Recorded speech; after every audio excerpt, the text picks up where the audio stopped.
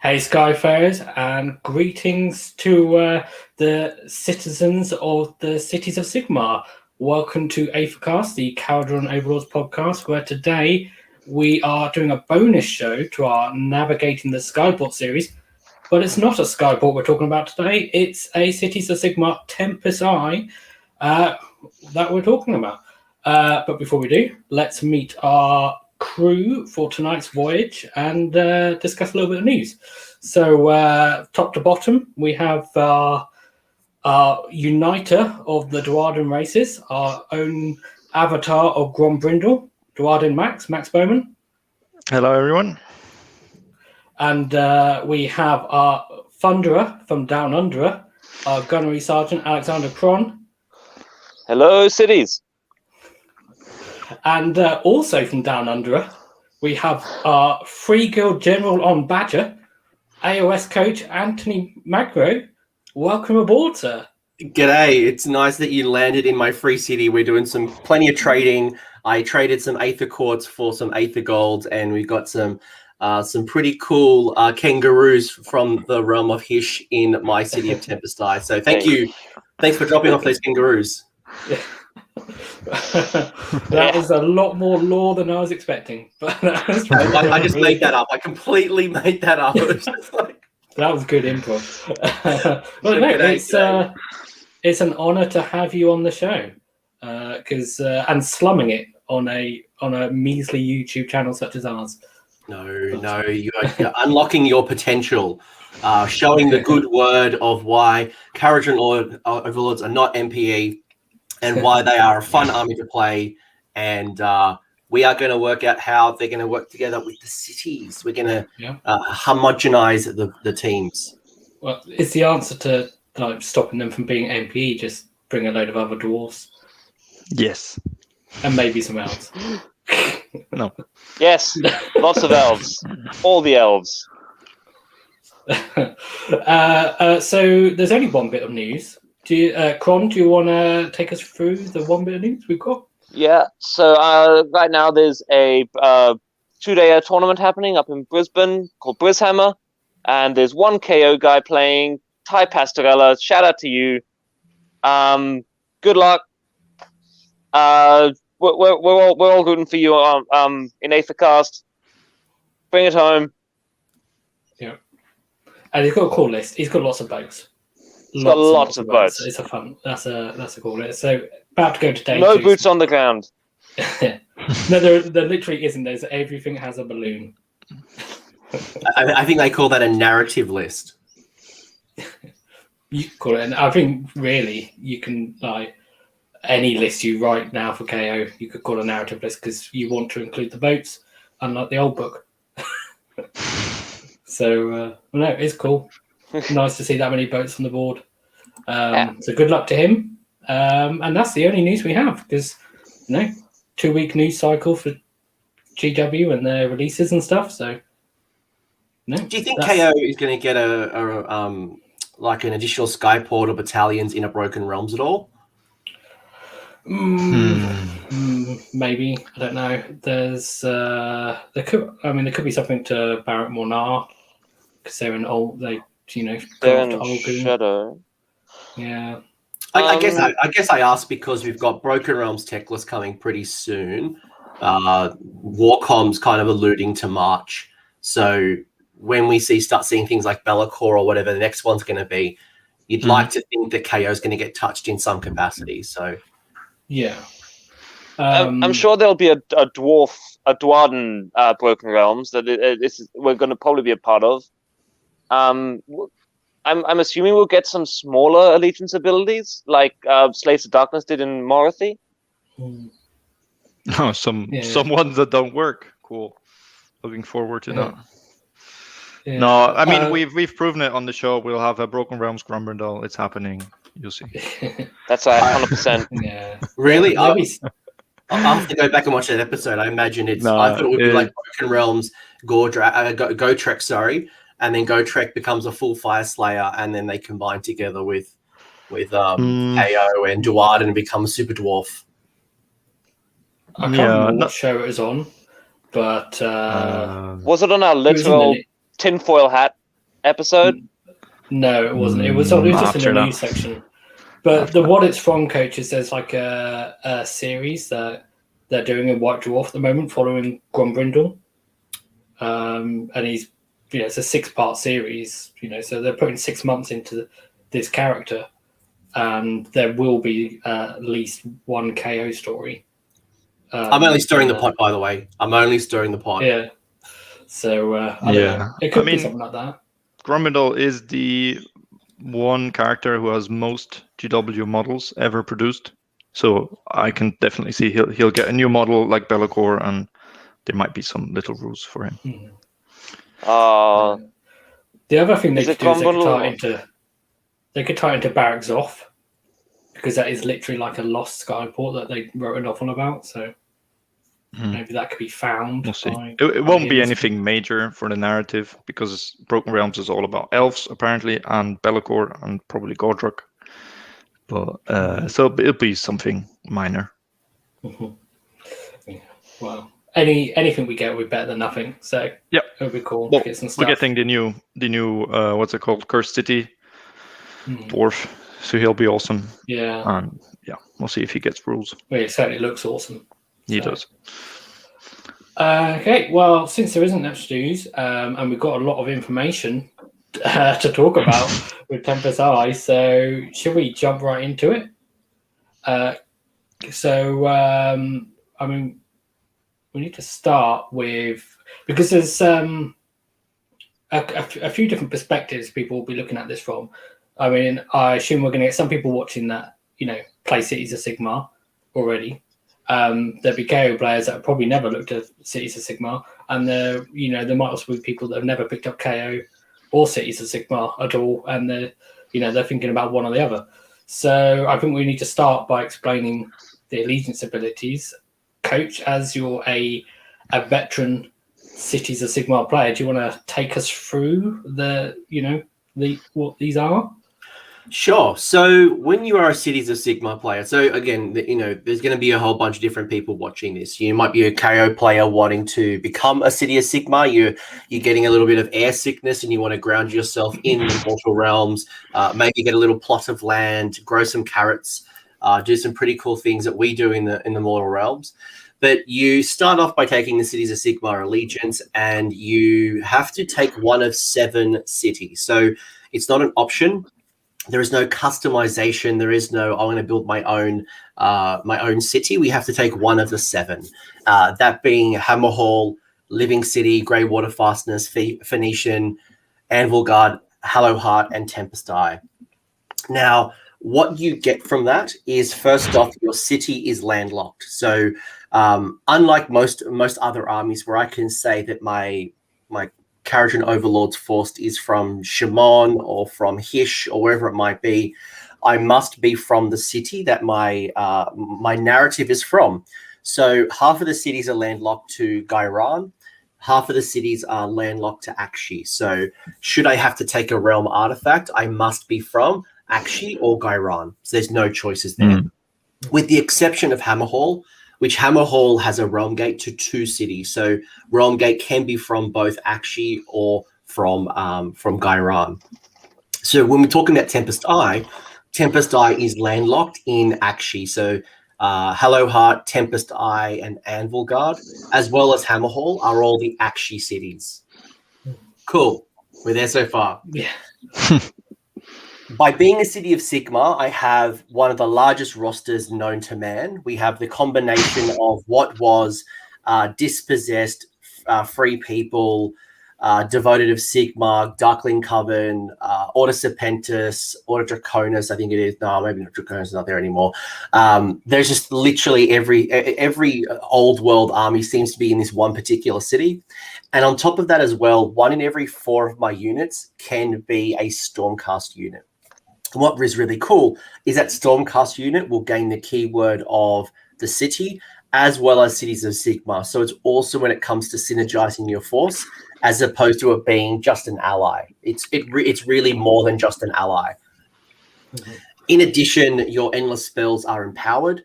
Now, you might not have noticed this because most people it wouldn't matter, But on a lot of your spells, especially like your predatory spells, it'll say something like empowered by the realm. So let's say Emerald Life Swarm, for example. When I use Emerald Life Swarm, I can return or heal up to D3 wounds.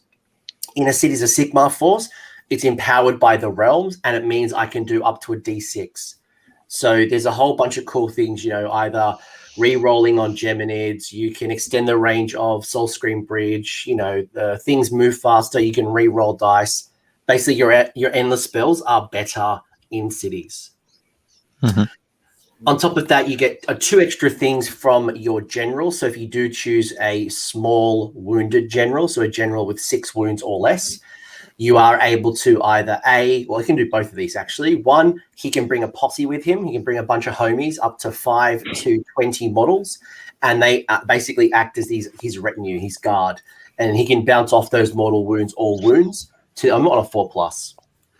Finally, if you are a City of Sigmar player, you also can get his 2IC, his assistant, his BFF or her BFF. And as long as their BFF is within 3 inches of the general, again, that 6 wound or less general, on a 4+, they generate a command point. So you're able to get a whole heap of additional command points if your general, who's under 6 wounds, brings their BFF. That is Cities of Sigmar. And then we kind of, very similar to a Kharadron Skyport, you then get extra stuff when you choose your city. Cool. Right, you can take a breath now. How does that sound? How does that sound as a KO player? Like when you're listening to that, you're like, I think there's some really cool things in here, and it makes the list building very fun and very interesting. So I mean, obviously the first thing is obviously, from a KO player perspective, is of the 7 cities, the one that we're interested in is Tempest Eye, because it can take Kharadron Overlords models. We haven't covered that yet because we haven't talked about the Tempest Eye allegiance abilities, but when you look at those 7 cities, that's instantly the one that draws our attention. There's some things in there, like the fact that you can have Stormcast, that's a handy thing. It means that you can, one of the things that I gravitate to is, if I took lots of Aether Wings, then I can get even more KO in, maybe, or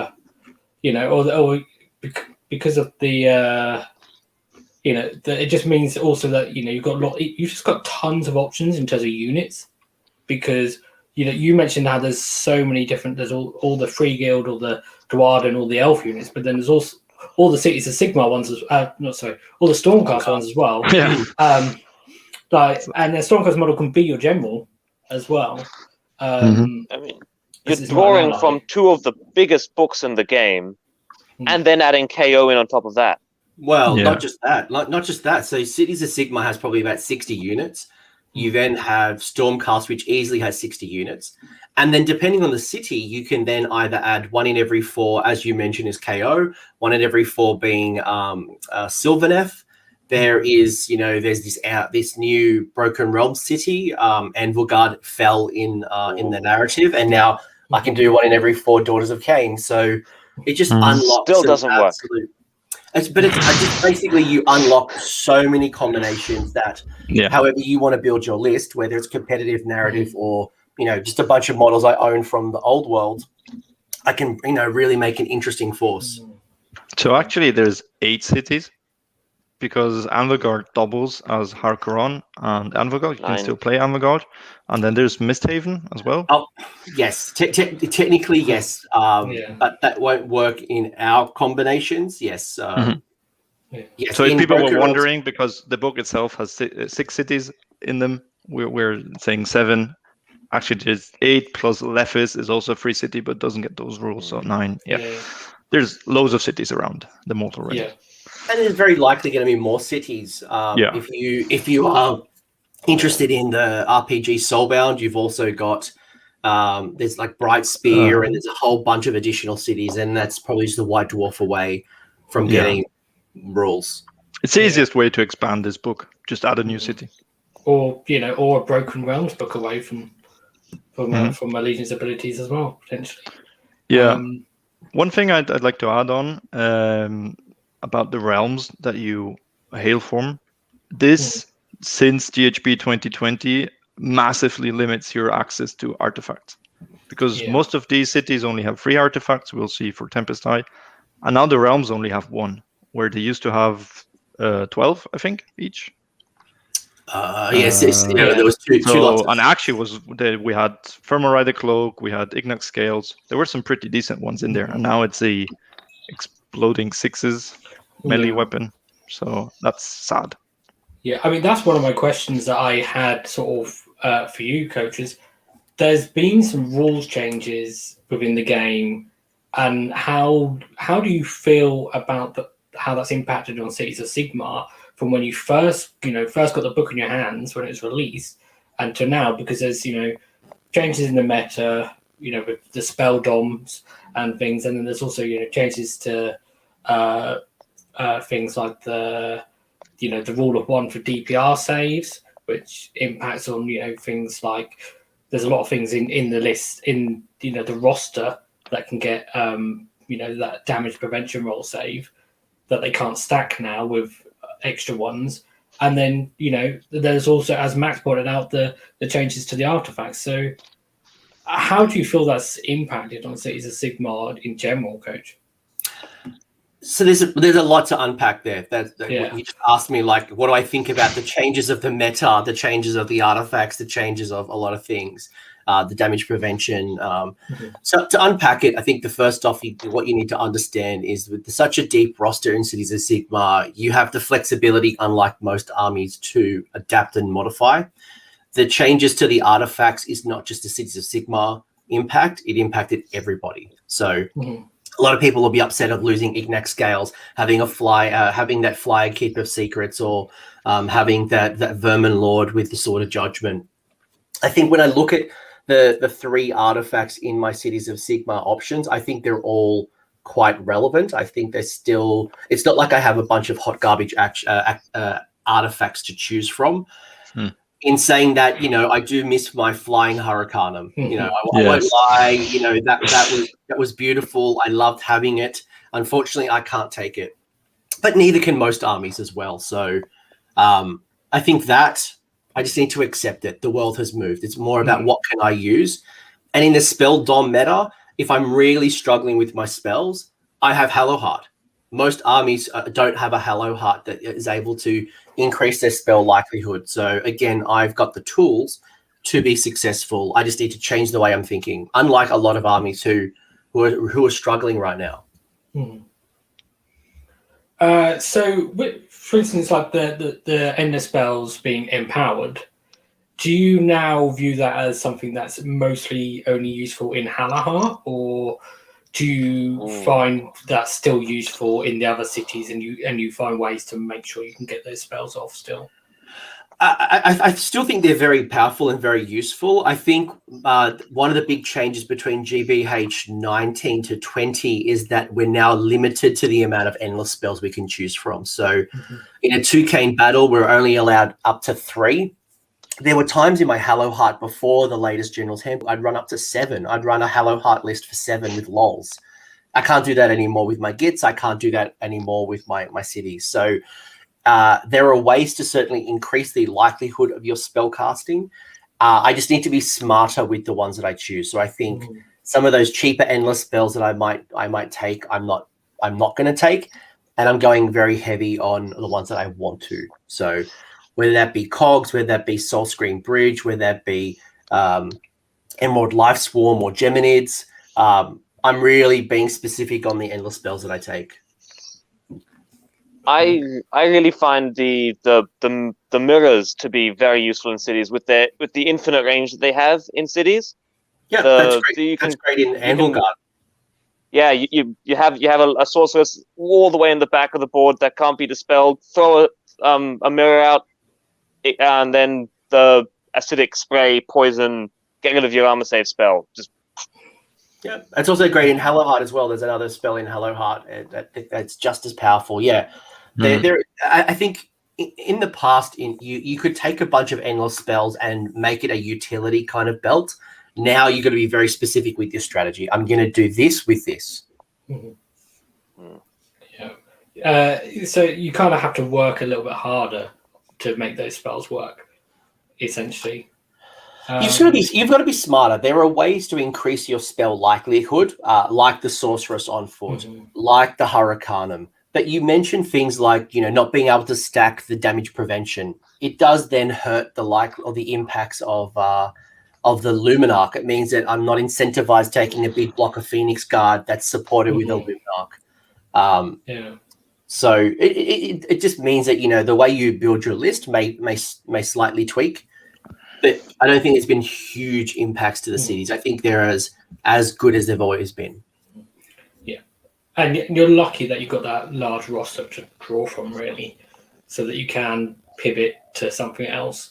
So it's really helpful. Before we move on to the specifics of Tempest Eye, the rules for the general with the adjutant and the retinue, is that something that you typically find yourself always trying to work into a list, or do you see that more as like a nice to have if it works out? 50-50. So if I'm taking a Hammerhall list, for example, or I'm taking a Tempest Eye list, for example, their battalions, and one of the challenges with Cities of Sigmar is that their battalions are quite restrictive. It's not like choose 1 to 3 heroes or 1 to 7 free guild units. Like, they're very specific with the unit choices. And when I'm building some of these lists, they're very specific about who needs to be in that list, or I'm building around the force.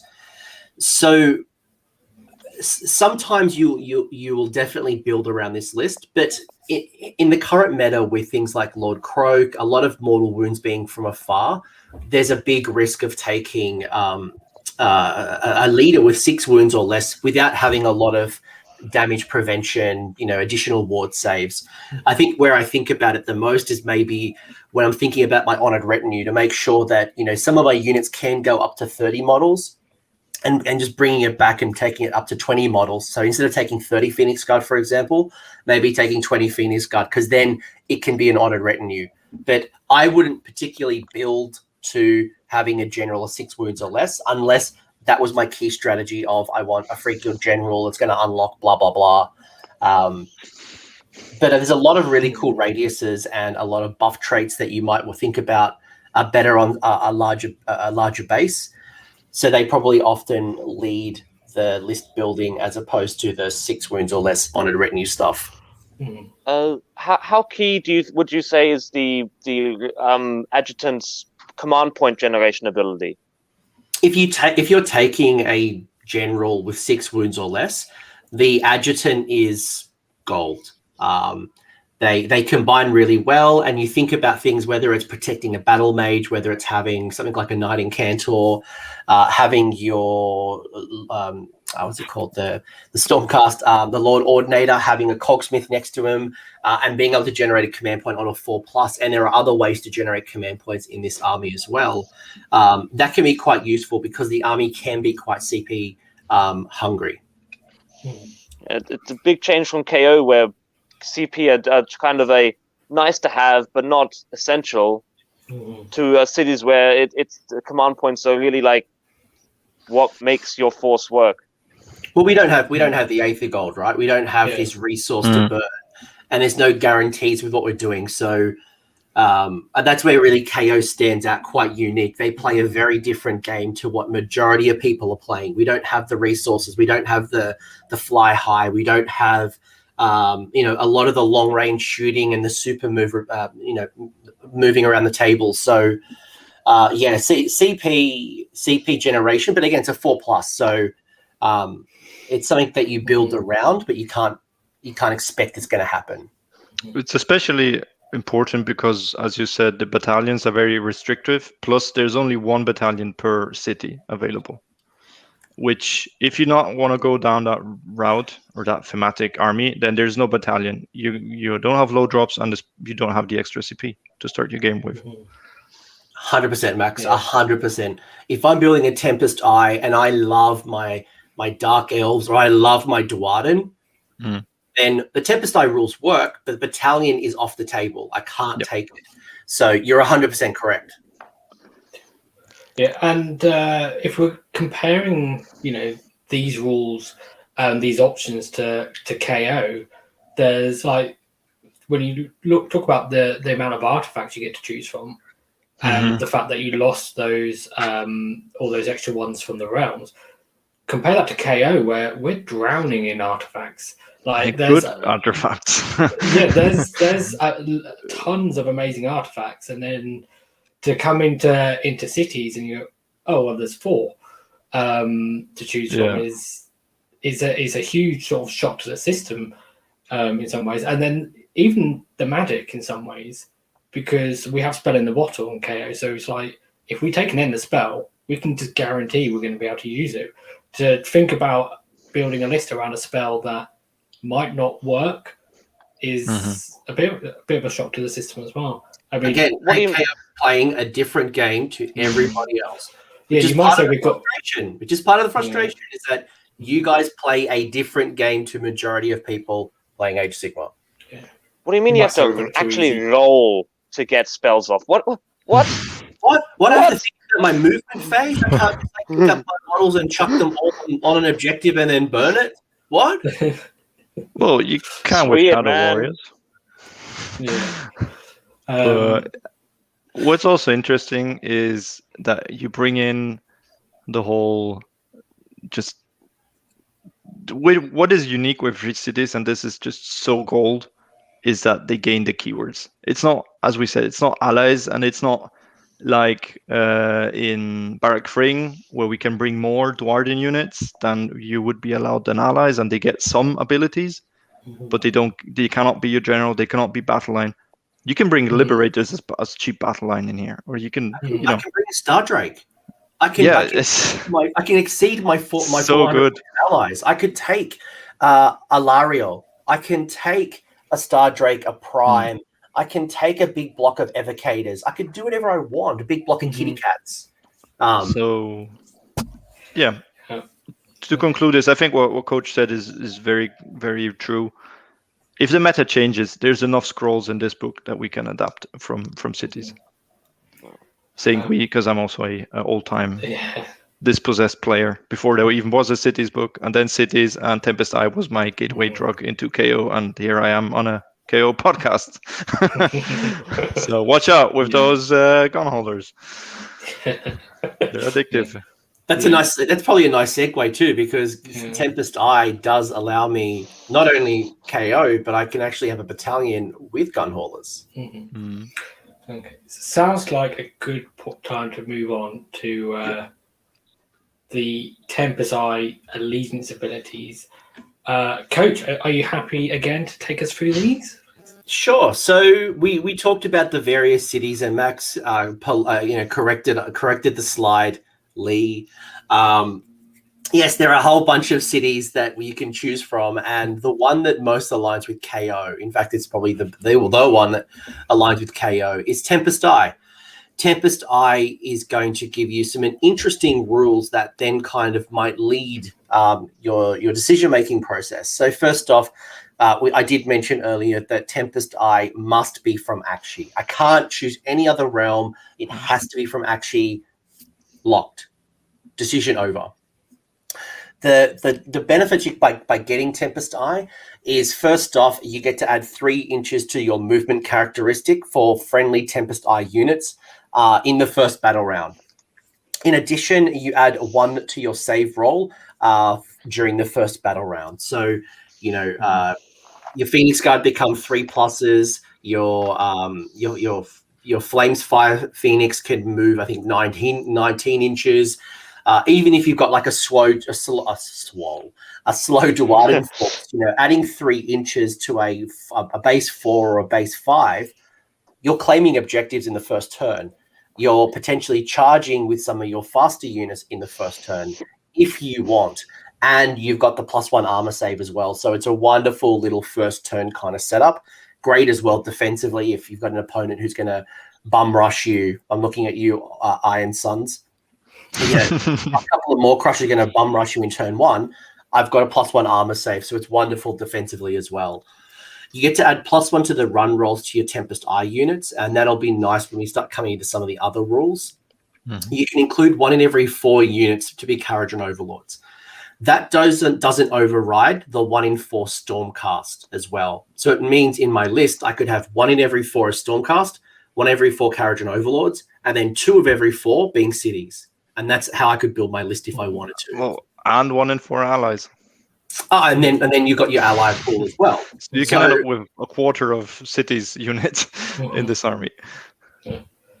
Which is pretty crazy when you think about that, again, from a list perspective. And then finally, you've got the command ability that in your shooting phase, you pick 1 friendly Tempest Eye unit within 12 or wholly within 12 of the hero, the Tempest Eye hero, and it can shoot even though it can shoot even if it ran in the same turn. So we know Outriders of the Realms gives you +1 to your run. In addition, you can shoot and run as well. So that's pretty tasty, especially when you start going into the battalions and start getting to some of those units that you might select. So, yeah.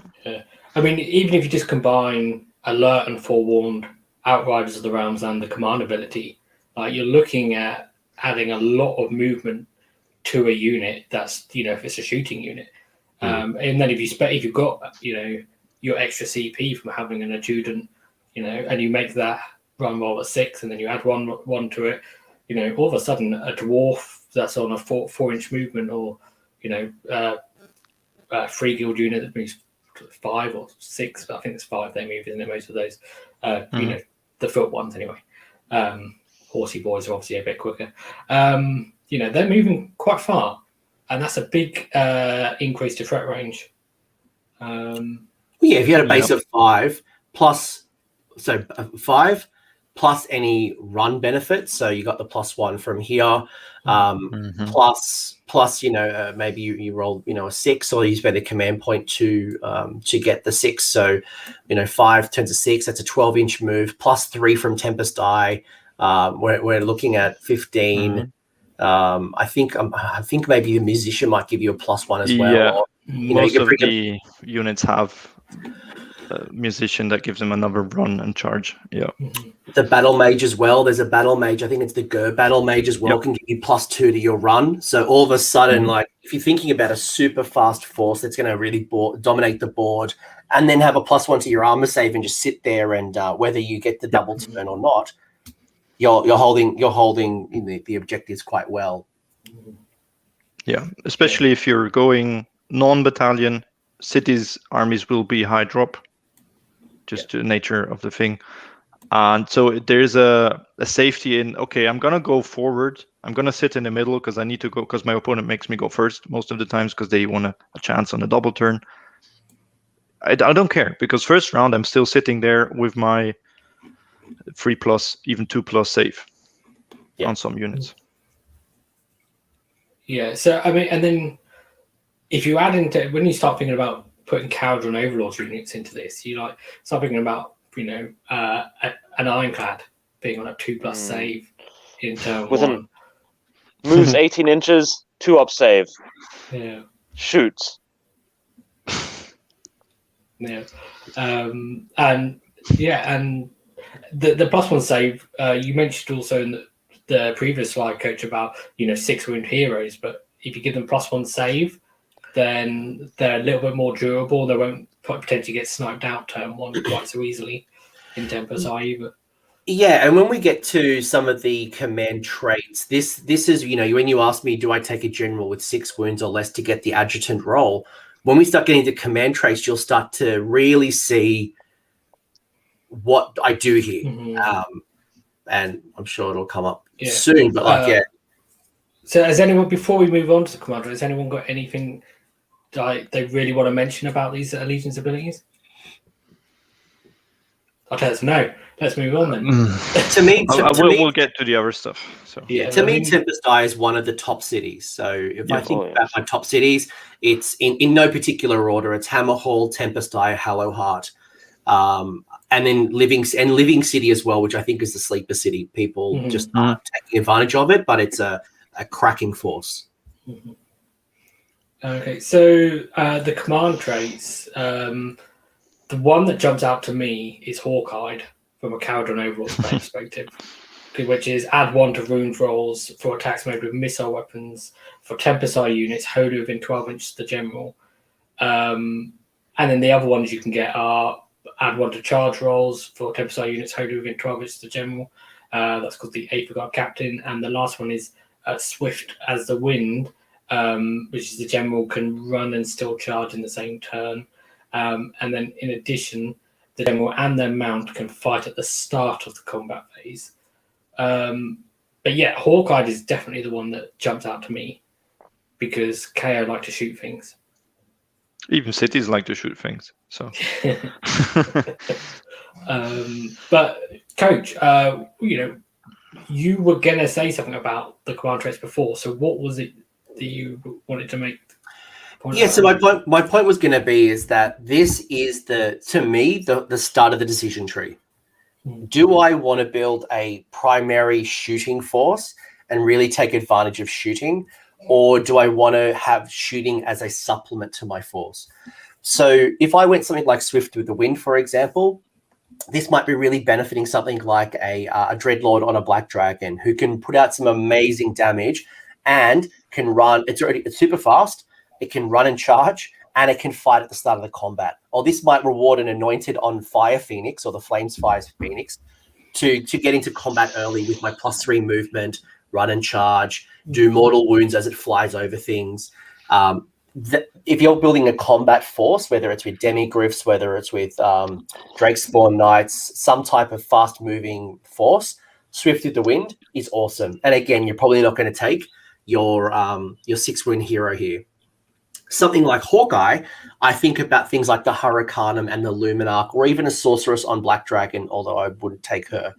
And the reason for it is because they've got such a big base, that 90 mil base on the Hurricanum, putting a 12-inch buff range around Hurricanum is brutal to add +1 to the wound characteristic. Or if I was going to build maybe more of a rocket battery force. So another way of building this will be to have like a Lord Ordinator at the back with some war machines. That's where I'd probably take a 6-wound hero because they're sitting at the back firing while other people are doing things in the middle of the table. So for me, I'm not incentivized here to take a 6-wound hero unless I'm taking the Lord Ordinator as my general. That's probably the only part of the decision tree. Maybe the Sorceress on Sorceress on foot, but even then, I'm probably not going to make her as my general. Rune Lords. Yeah, Rune Lords and Irondrakes. Yeah, if you're going to Duardin build, you take a Rune Lord or a Warden King. If you're taking a Phoenix Guard build, you have an Anointed on foot. You take a Darkling Coven, you have a Sorceress on foot. But for most of the times, you're not incentivized to take a small hero. Mm-hmm. Yeah, it's something.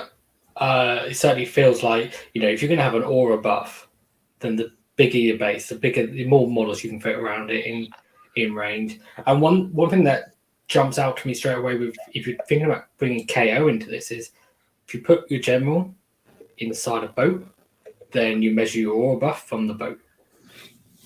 And then also all of a sudden your 6-wound hero is actually quite a bit more survivable because they count as that being in cover inside the boat. So they've got +1 save from the Legion's ability in the first turn, and then they've got cover as well. So they've basically got +2, and they're -1 to hit from being in the boat as well. -2 if there's a unit next to it. Yeah.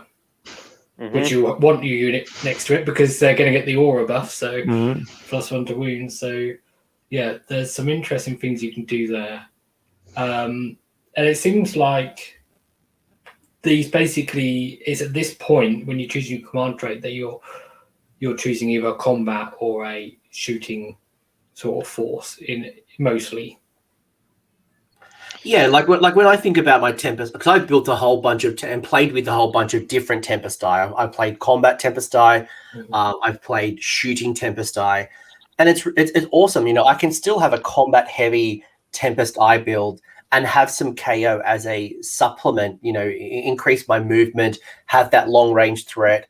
have something independent like a Gunhauler that can just go on the side of the board as my force advances and just, shoot off characters or generally be annoying. Or I can put all my eggs in one basket and just have this amazing output with Irondrakes or Kharadron Overlord combinations, however we want to talk about them. So we've obviously got some lists to talk about later, but the decision tree starts to form here. Mm-hmm. Yeah, definitely. So I think we're ready to move on to the artifacts, unless Max or Cron, you've got something to add about these? No, I think Coach covered it well. Cool. So, Coach, do you want to tell us about these artifacts? I mean, we got 3 artifacts, and as PV Perv mentioned, we did lose a whole bunch of artifacts with, Malign Sorcery dropping. When I look at these things, there are some interesting options. You got the Patricia's Helm, which means that you're not taking Battle Shock with Tempest Eye that are within 12 of the bearer. Depending on your build, you may not need that. Phoenix Guard don't have to take Battle Shock if they are within 18 or 12 of the Anointed. There's some combinations like this with your I think it's your Warden King with your Duardin. So if you're going a Duardin build, there's still some already Battle Shock immunity that you can already tap into. I talked about the way to additionally get more command points. Here is another way. So if you want to double down, or if you want to generate additional command points but you're not taking the Honored Retinue, the Seer Stone Amulet allows you at the start of the hero phase, if that bearer is on the table, get a get a command point on a 4+. So you could be generating up to 2 additional command points on a 4+, or you could replace it one or the other. But then probably the one that is also a very good one is the Zaphyrite Banner, which allows you to re-roll charge rolls for friendly Tempest Eye units within 12. So if you were going more of a combat heavy and you wanted to get in combat early, this is definitely rewarding you here. But I think all 3 of them have their uses, and all 3 of them might mean that you don't need to go into the Akshi artifact. Yeah, definitely. Especially because they combine nicely with the traits we've just seen. So we had a trait for +1 charge. Now we can reroll the charge. Yeah, we have a shooting castle build. Well, don't take battle shock test, so they don't run away. The extra command point maybe is the less favorable one here, but it's still good. It's good, yeah, because you can spend that command point on reroll hits or inspiring presence. We've also got the command ability that comes with Tempest Eye that allows you to run and shoot. So that might mean that you have an extra command point to do the run and shoot, and then apply the 1. Again, as Max mentioned earlier, there's not a lot of battalions here, so to get extra command points is hard. So so having a couple up your sleeve for one big run and charge, so run and shoot, reroll 1s, and any additional command abilities, that could work really well. Yep. Yeah. It's interesting that you called out the Seer Stone as being the weaker one. If I was going to pick one, I would probably pick the Zaphyrite Banner. I don't know if that's because I, lean more towards the shooting builds, probably. But then also, like, to reroll charge rolls. Like, if I'm sending a unit into combat, then I can use a command ability to get them to reroll the charge after the fact, potentially.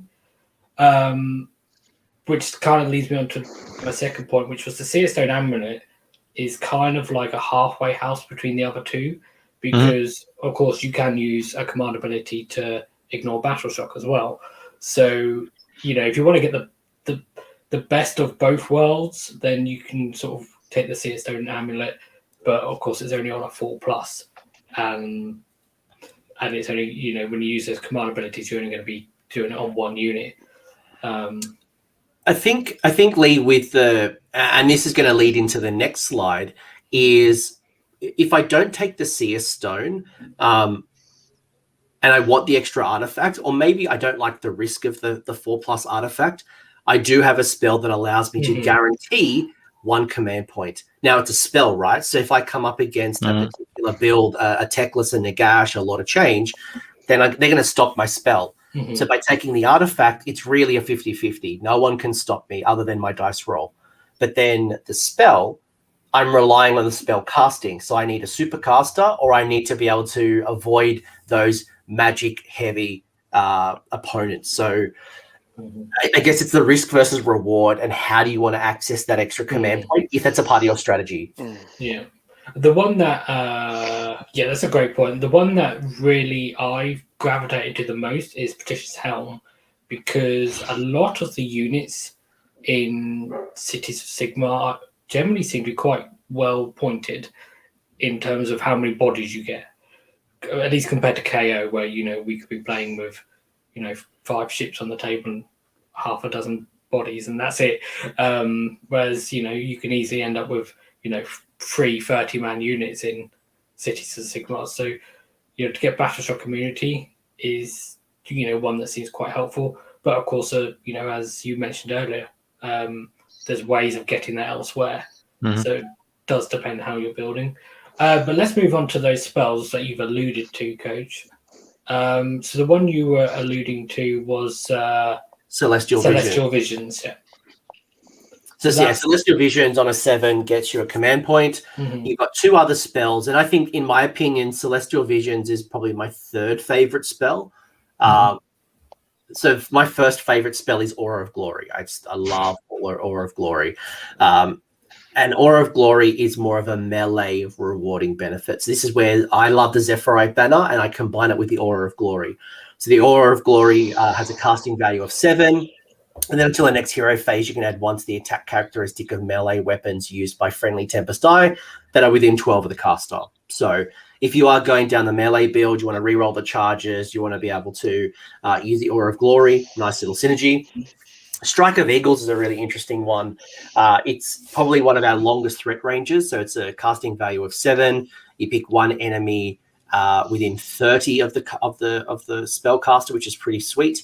And then you roll 6 dice, and for every 4+, they suffer 1 mortal wound. So your statistical average is you're doing 3 mortal wounds.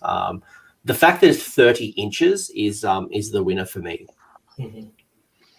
Yeah, that's a big range. And I can't remember when this book first came out. Was that before or after they changed the Unbound range to 8 to 30? Oh, this is after. Yeah, after Unbind 30 was like GBH 18. Yeah, this book is October 19. Didn't it start with second edition? Yeah, because Unbinding used to be 18 inches, and then around GBH 18 / Age of Sigmar 2 Soul Wars was when they changed the Unbind range to 30. Mm-hmm. Yeah, you've got better memories than me then, you guys. I was trying to remember when it changed, and if it had changed, since the book came out. But even so, 30 inches, even with your opponent unbinding from 30 inches away, the heroes are normally tucked away a bit further back anyway. So you can be hitting a unit or something, or you can be hitting a hero that isn't a wizard without them having a chance to unbind. So. I love it as well to hit like a behemoth or some type of thing where chip damage will bring down the aura radius of a benefit or slows down something. So, 3 mortal wounds is normally enough to bracket majority of things that aren't a mega gargant. But again, like when you think about versatility, if I want to go down a melee type build, Aura of Glory synergizes really well. If you want something that's shooting, you've got this really well, or Celestial Visions. So depending again on how you want to build. I think Aura of Glory is my favorite one. Any KO player who played with the old book knows how powerful +1 attack on a weapon profile can be. You combine Aura of Glory with Hammerers or Drakespawn Knights, and that unit becomes an absolute monster. Or you get really old school. Yeah. So one of my last lists I've been running with Tempest Eye has been the Dreadlord on Black Dragon with a block of Black Knights, the Cold White Knights, what are they called? Drakespawn Knights, who are getting, is it a 2-up armor save in the first turn? Oh, yeah. They're re-rolling the charges, +1 attack. Their Dreadlord's command ability combines really well. So all of a sudden, the list text starts coming and it becomes brutal. But the problem is because there's like over 100 different choices. When you start looking at the 3 different books, you get like analysis paralysis. Definitely. Yeah, there's a lot to choose from, and you end up going with biases in some ways, just from what you aesthetically like the look of the most, I find, which is not a bad thing because, there's going to be people, that have either got old collections and they just want to build around those and maybe supplement them a little bit, or there's,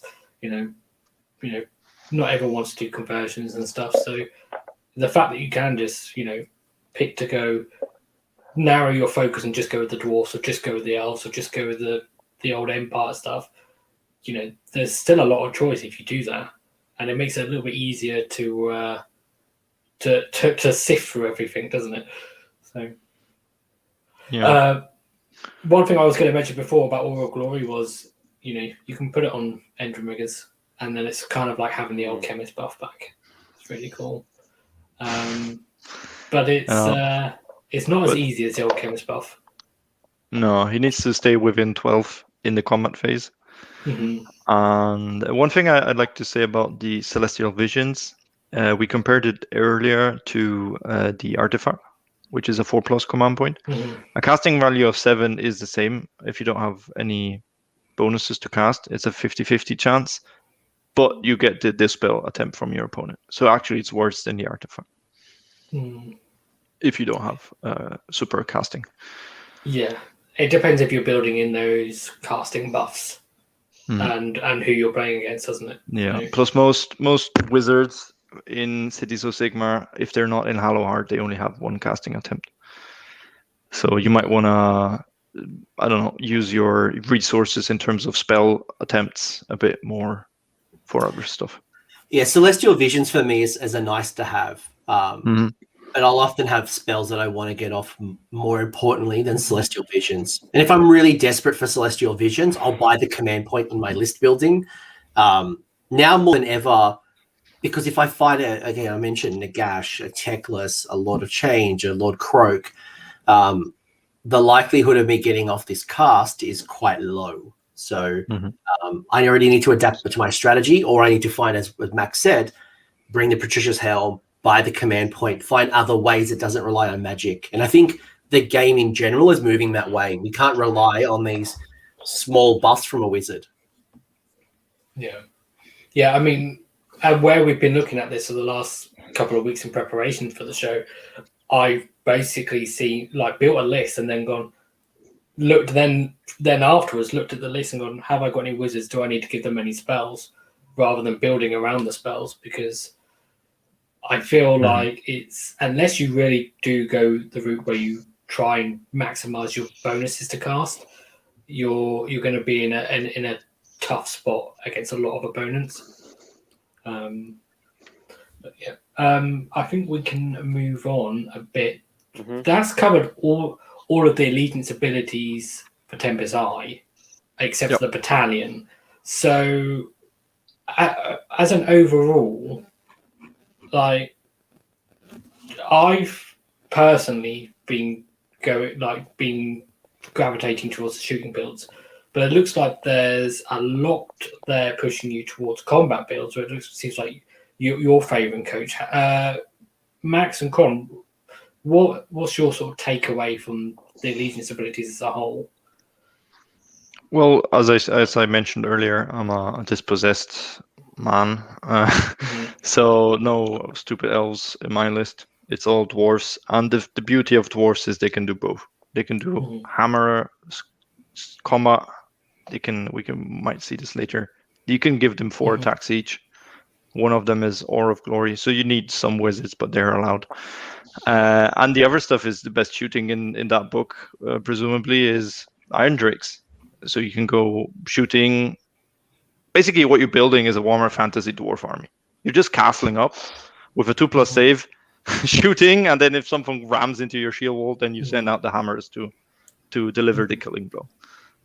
And Tempest Eye, these rules are very similar to the rules that we had in the Firestorm expansion previously. And that's where dispossessed players went to get some sort of of rules for their army. And they were very good because, as Coach mentioned, dwarves move 4 inches, and having 7-inch plus 1 run plus another run from the musician.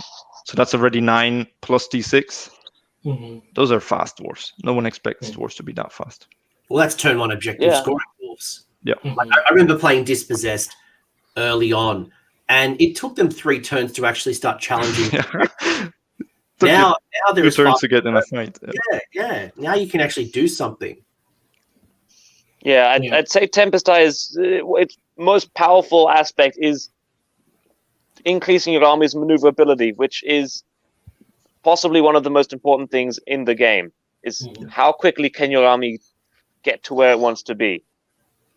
And with Tempest Eye, just with its +1 to run and +3 movement and running and shooting, you can have a castle, but that castle can bomb its way up the board and be in the center of the board turn 1 and go, right, I've got hammerers, I've got the handgunners that are going to overwatch you the moment you hit me. The hammers are going to counter charge, and you've got these. You can have fast elements like pistoliers or Drakespawn Knights to hit the flanks, and you can put Phoenix Guard in the middle center objectives turn 1, and they're just sitting there. Yeah. And I think the key that Kron just mentioned there is already, without getting into the unit selection, you have an idea in your mind of how my army's going to run. Is it going to be a castle? Is it going to be a turn 1 wave charge like an Iron Jaws unit? Is it going to be this massive shooting advancing force? Now that I've got this idea in my mind, I start to find the units and the synergies that best complement the style of army I enjoy, but also what works really well. Do I bring in Drakespawn Knights and kitty cats from Stormcast? Do I bring in shooting units from Kharadron Overlords, my balloon boys, or some type of Arcanauts, or something that's going to support my Irondrakes, my like the Darkling Covens? They can run and still shoot using a command point, and Dark Shards are pretty brutal as well. So my handgunners hold the line. So again, there's just so many different combinations, like what works best. Yeah, I had put like the next thing to talk about is the battalion, but it does seem like it actually lends itself to talk about the units beforehand. I will say the battalion is good. The battalion is good, but it rewards you as a free guild player. If you are wanting to run Pistoliers and Outriders, it's awesome, and it lets me bring in 2 Gunhaulers. It's great. If I'm Max, it's hot garbage. If Max looks at this, goes, I can't use it. It doesn't fit my army. I can't literally do anything with this. So it's next. Well, we can circle back to it, I think, because you started talking about some of the units and giving some great info. So I picked out on the screen here, we've got some of the notable sort of heroes you can put in. So you've got things like Sorceress, because you can get +2 to cast. Battle Mage, because they've got lots of different spell options they can have, because the way Battle Mage works is you choose what realm they're from. Yeah, this is important. City, it's not the city realm, yes. Yeah, so unlike the city being locked into, actually the mage can sort of hone their skills in whatever realm that they originally came from, and now are just living in the city since then. Or something. I don't know how it works, but so they can choose. I like to think that the battle mage is studying. Like, you go to university and you study a major. This is the battle mage major. Okay. So it majors in Gur. It majors in Guy Ra. Yeah. So whichever realm it's majored in, then that's the spell that it gets. And there's some from that one model, you get a lot of different choice of spells effectively. So you can get things like -1 to hit, or +2 to run and charge, which we alluded to earlier. And most of their spells will go off on like a 5. So unlike the spells from the Allegiance, they're a little bit easier to get off. And then you've got things like Rune Lords, which can have +2 to unbind and dispel, and they can do prayers, which can't be dispelled or unbound, I should say. Things like the Warden King. There's, I'm not going to read all these out because there's a lot, but there's a lot of great heroes that you can be putting into lists for buffs, which from a KO perspective is Reroll ones to wound. Yeah, we don't have. That's all we get. We don't have heroes for buffs. So when you start reading all these war scrolls, and go, "Oh, these are great. There's lots of synergy." Coach, what are some of the most important heroes that cities have available to them, in your opinion? I mean, I have a whole 45-minute video that I put out not long ago, just starting on. Fair enough. All right. So a couple that you don't have caught here. The Knight Incantor cracking model from Stormcast range lets you unbind once per game and allows you to bring in Stormcast endless spells. So bringing in the Everblaze Comet is a great way to take down opponents from afar, and very similar to the Nomad Prince, make it harder for them to cast, and it's aura damage. So wonderful little combination there. I was just rereading Gotrek's spell. Gotrek's War Scroll. and being able to give him +3 move. I was just rereading to see if he got Tempest Eye or what type of rules. I don't think he gets a +3 movement, but you can bring in some of these things like the +2 to run and charge and some of the other rules. So it might be worth considering bringing someone like him in. What else? Honestly, so I mentioned the Dreadlord on Black Dragon works really well if you're taking Drakespawn Knights, your Free Guild General on foot, with his Hold the Line ability, giving +1 to hit and +1 to wound to 3 units. So that could be really beneficial to your handgunners or your crossbowmen. But you do that in turn 2 because they can't move in that turn. So rewards them running up the board and then kind of applying that and just, really holding fast in the center of the board. Hurricanum's Luminarchs, there's just so many good hero options. For me, often it's about the troops, then the heroes that support the troops, as opposed to most lists will start with a hero and then kind of build out from the hero. With cities, it's like, right, I really want Irondrakes, Ironbreakers. I really want handgunners, crossbowmen, Free Guild Guard. And then what are the heroes that support those choices? So the important thing that I've noticed about a lot of the heroes is and any buffs generally, for most of the time they target a specific keyword as opposed to Cities of Sigmar. There's a couple of notable exceptions we'll get to a bit later, but mostly, you're playing keyword bingo. And so that's probably, why you're thinking about the units first and then looking what can buff them, as opposed to the heroes first, because then the heroes, they're making the decision of what units you take. Yes. Cities want to be the multicultural, you can bring everything. But if you look at the synergies between the units, it's race. Dispossessed, buff dispossessed.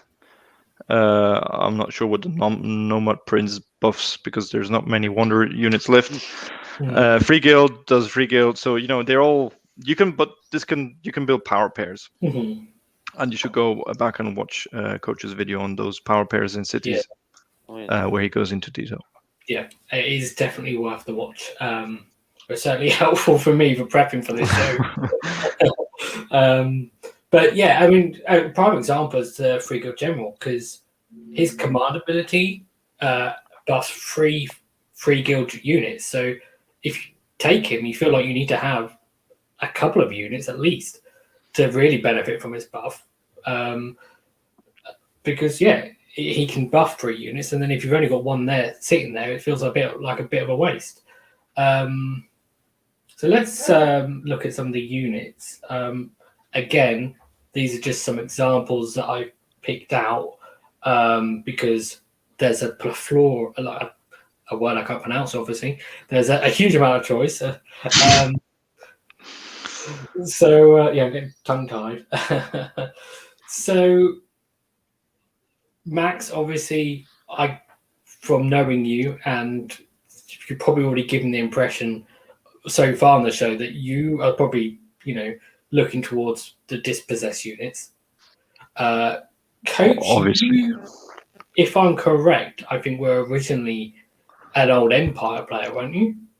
I am, but I've been playing a lot with elves. Funnily enough, for a long time I've said the only good elf is the dead elf, but I keep going towards elves, and I'm now building a Daughters of Cain. That's a cult of pleasure. It's a narrative force. But as I mentioned, I've been really enjoying playing Drakespawn with the Dreadlord and Black Dragon. I've just been surprised with his combat output. But I also love the Phoenixes. I love the Flame and the Frost Phoenixes, and they work really well in cities. So, and even you can take them unmounted, so they don't have to be a hero. They could just be a monster, and they're quite nasty. So. Mm-hmm. I went full trader. I love Darkling Covens and Daughters of Cain. One day Harkuran will be legal on the table. It's legal. I'll let you play it. It's like not very good. Slivering snake traitor. Is it? You lose the keyword though. Yeah, I mean you lose the city's keyword.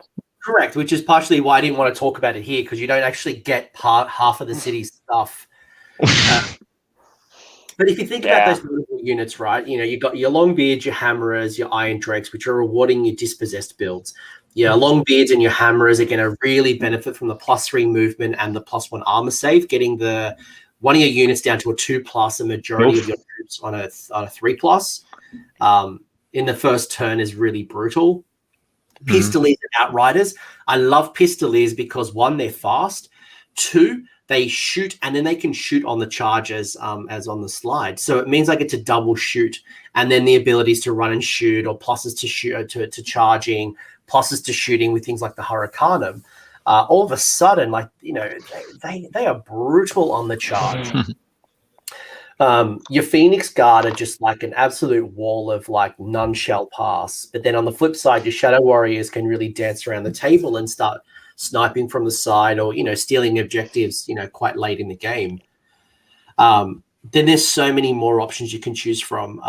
Aether Wings I mentioned earlier, I was taking them when Aether Wings were 50 points. They've now come down to 40 points. So for cheap, fast objective scoring, and they go for the objective, and if my opponent kills them, who cares? They're 40 points. But if they don't, they're just scoring the objective and just generally being annoying. You don't need to take the long strikes to take advantage of the Aether Wings. The other good thing about Aether Wings is they're a really handy way to zone out space, because there's a lot of teleporting in the game these days, which there's nothing wrong with, obviously. Teleporting fine. But they can really be great at zoning out space, because even though there's not many models there, they've got this 9-inch bubble around them that stops units being set up in. So they're a great option. It generally feels like in cities, if you've got a role you want to fill in your army, you've got like a dozen different choices of units that can do that role. What you often have is one kind of unit in 3 races. So for example, Hammers, they're your melee unit, a bit more elite. You go to Free Guild, those are your great swords. Basically same profile. They do models on a hit of 6. Hammers do it on a wound of 6, but basically it's the same. You go to Elves, then it's I think the Good Guard. The Executioners in the Executioners. So it's just whatever the looks you like of, but you have the same options. They're not quite the same, but they're very similar. So there's it's the same category. The same category. Same. Irondrakes. Not Irondrakes. Your Irondrakes, right? We've got handgunners and crossbowmen. So again, they're really worthy candidates to be teleported with a Soul Screen Bridge. But then there's pros and cons, and all of a sudden you have a Warden King and a Rune Lord, and the Irondrake's just like poof. Yeah, Sisters of the Watch is another. So yeah, it's all you have options in aesthetics. I know. I'm not going to judge, but you like elves, okay? Sure, do your thing. You like dwarves, great choice. We'll stay with that. You like humans, okay? They're nice, they're cute. But you can build the same kind of army or army jobs assigned to units. The trick is just finding which one's most efficient in your army, really. Yeah, because they all then also have slightly different points values as well. So one might be a better, statistically better unit, but then it's actually slightly more points as well. So it comes, down to, what space you have less in your list as well. But then from a Tempest Eye perspective, you're adding Kharadron Overlords onto the top of this as well, which are expensive compared to cities. Yes, but then when you're looking at, I've got this role I want to fill, with the exception of potentially an anvil, KO can fill most of those roles as well. So you get a huge amount of choice. I think it's worth calling out though that when Cities of Sigmar very first dropped, you found majority of people favored the free guild builds. Crossbowmen and handgunners were definitely the shooting choice on the table. But then in between General's Handbook 19 to 20, your Ironbreakers, your Longbeards, your Warden King all went down in points. They all went down in points. So all of a sudden the pendulum swung, and now your dispossessed units have become more incentivized. And then, you add the fact that Gunhaulers went from 150 to 130. Now it's kind of favoring this route. And there might be a day that the next General's Handbook, it's Darkling Covens where the points decrease and Dwarves go up. So I think as the pendulum swings, cities are in a good place to follow the meta, which is why I said that I don't think we're too worried. Like, we've got so many tools in the toolbox, we can adapt. While, Iron Jaws or Flesh Eater Courts that has like 10 models, it is what it is. Yeah, most armies, if your hammer unit gets a nerf because it goes up in points or something, it's a big problem. But for cities, you've got like 4 or 5 different other hammers units you can choose from. You've also made me worried now because I can't remember if I got these points from the Battle Tome or from War Scroll Builder. So they could be wrong. Charles, look right to me. Yeah, Longbird Thunders has new points. Yeah. Majority of what you chose there didn't change in points. Gyros didn't change. It doesn't matter. And you know what? The points will continue to change. Yeah, and these are correct, so that's good. Okay. So I think we've covered talking about the units because we can't talk about every single unit. The most important thing is to get the idea that there's this huge amount of choice. So let's circle back. And the other point is what Max said about is that it's about extrapolating the value. It's like, handgunners might be worth 100 points, but what can supercharge my handgunners and increase the value and get more out of my points investment? It's those keyword bingo synergies. Yeah, definitely. So let's look at the battalion. So we mentioned earlier there's only one for Tempest Eye. So this is called the Aetherguard Windrunners. So what you can have in that battalion is you have to have a free guild general on Griffin, 3 to 6 units of either free guild Outriders or free guild Pistoliers, and then 0 to 2 Grundtok Gunhaulers. So the Gunhaulers are optional. And then the ability is that units from this battalion can retreat and still shoot and or charge later in the same turn. So my first thoughts on that initially from a KO perspective is, well, the Gunhauler doesn't necessarily benefit from the ability that much. But that doesn't necessarily mean it's not worth taking in the battalion. But because a Gunhauler can fly high, if it flies high, that doesn't count as a retreat anyway. So, and you don't necessarily want it to charge potentially anyway because it can't do much in combat. Not outside of KO, where you don't get the torpedo. No. So the Gunhauler is not necessarily benefiting from the ability, but it might be worthwhile taking anyway. This battalion, you did see quite a bit of use when the Cities book first come out. You saw, people taking this with, lots of Outriders and Pistoliers because that's what it includes, and basically running forwards with a Hurricane and up behind to support it and shooting stuff and then shooting stuff on the charge and retreating and shooting again and charging again and shooting again. So this is your cowboy build basically. Coach, have you played with this battalion at all? Yeah, I have. I own 35 Pistoliers and 15 odd Outriders as well. And I do own 2 Gunhaulers. And I kind of ran a pseudo half-assed version of this at SAGT last year. I didn't own enough Outriders at the time. Didn't nearly get the value that I wanted.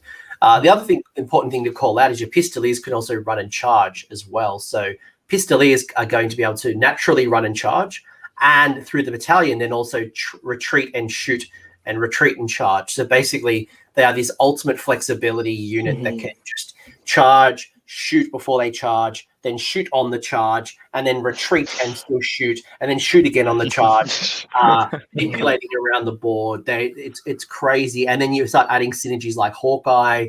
You start adding a +1 to hit from the Hurricanum. All of a sudden, they're putting out some decent damage with Rend 1. You are Daughters of Caning in the shooting phase. This is chip damage because they only do 1 damage on Rend 1. And each Pistolier has two shots per time. Like they've got a brace of pistols. Look, it's a good battalion. I really like it's one of the few battalions that I think Cities likes. But it is very specific. I can't run an Aetherguard Windrunners with Duardin. I can't run it with any other build. Or if I do, it's like a half unit. So like I'm not building a 2K around Duardin, for example. So if you like your free guilds and you like this type of thing, these are great. I think the question that I was really curious to talk to you guys about is, do I bring the 2 Gunhaulers, or do I bring 1 Gunhauler with some Skywardens or some Endrinriggers? Am I worth taking the Gunhaulers? Do I take Ironclad? So where's the best support come from too? I think the Gunhaulers here, as Lee mentioned earlier, they don't benefit from the retreat and run and shoot because we can disengage or fly high and we're not charging, but it's a nice way to reduce your drops. Because if you were taking 1 Gunhauler with some Skywardens anyway, well, it's 1 less drop because I can just put him in the battalion.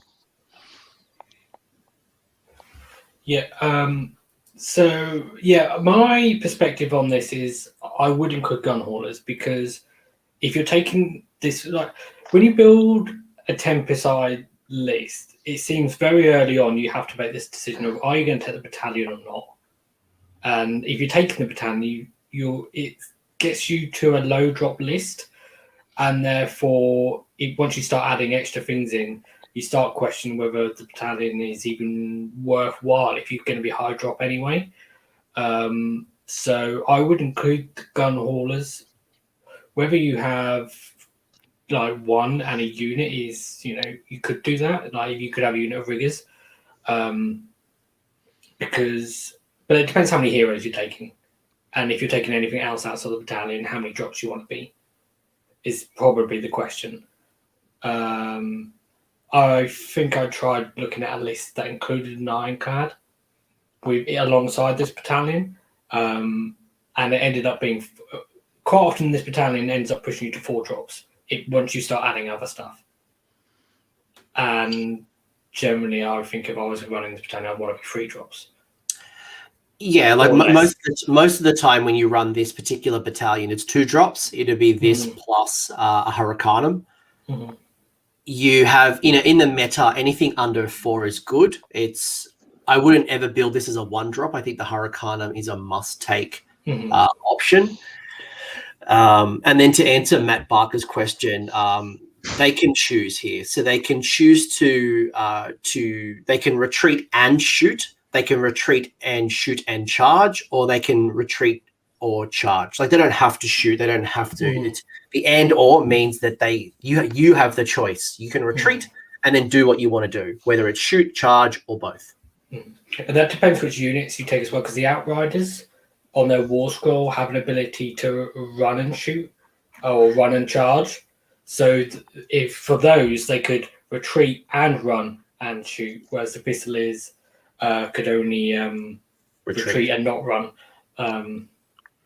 But there's a trade-off because the Outriders hit on a 5 and the Pistoliers hit on a 4 and don't get the Outriders don't get the shooting when they charge. So most people are doubling down on the Pistoliers over than the Outriders. Outriders will be there to support, but majority of your points go into the Pistoliers. Yeah.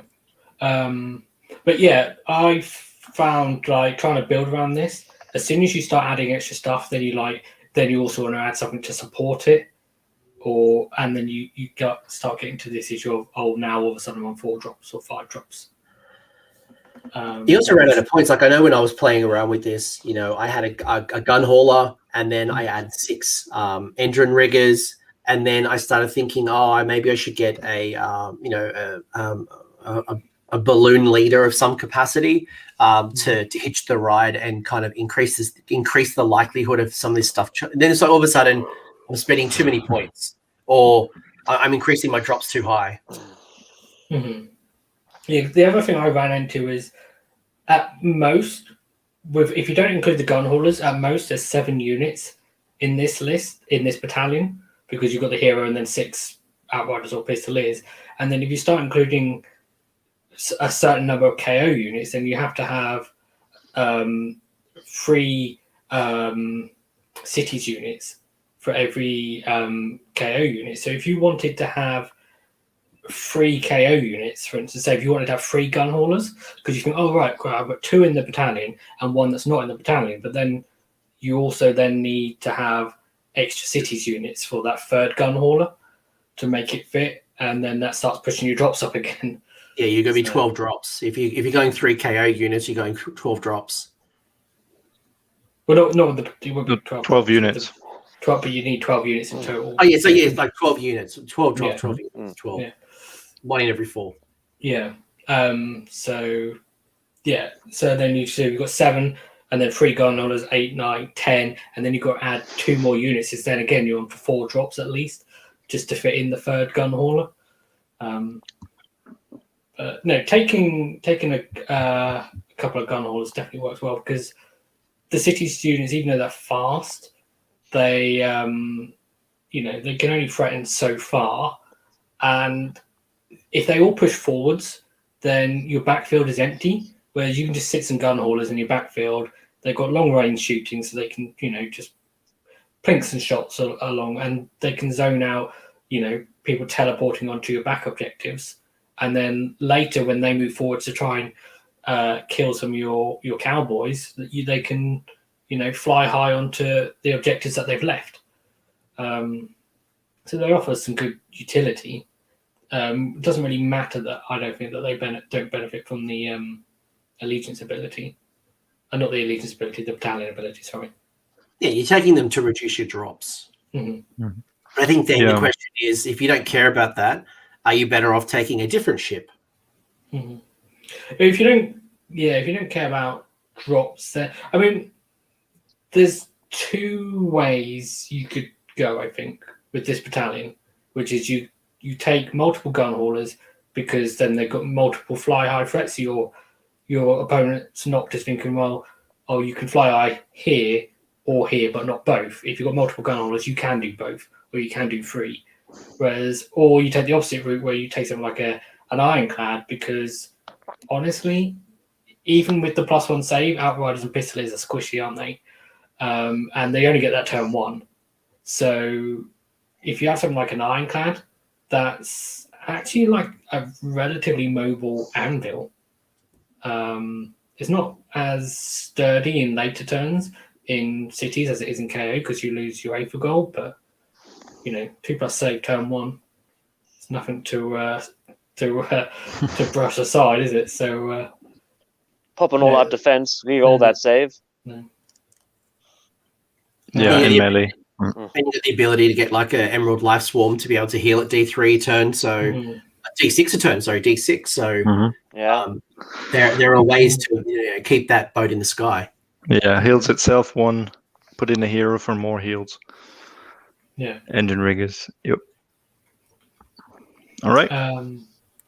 So that's the battalion, and then I've got here some key units. They're not necessarily key to Cities of Sigmar, except for 1. But key from a KO perspective, because these are the 3 models that can give good buffs to KO models potentially if you include them.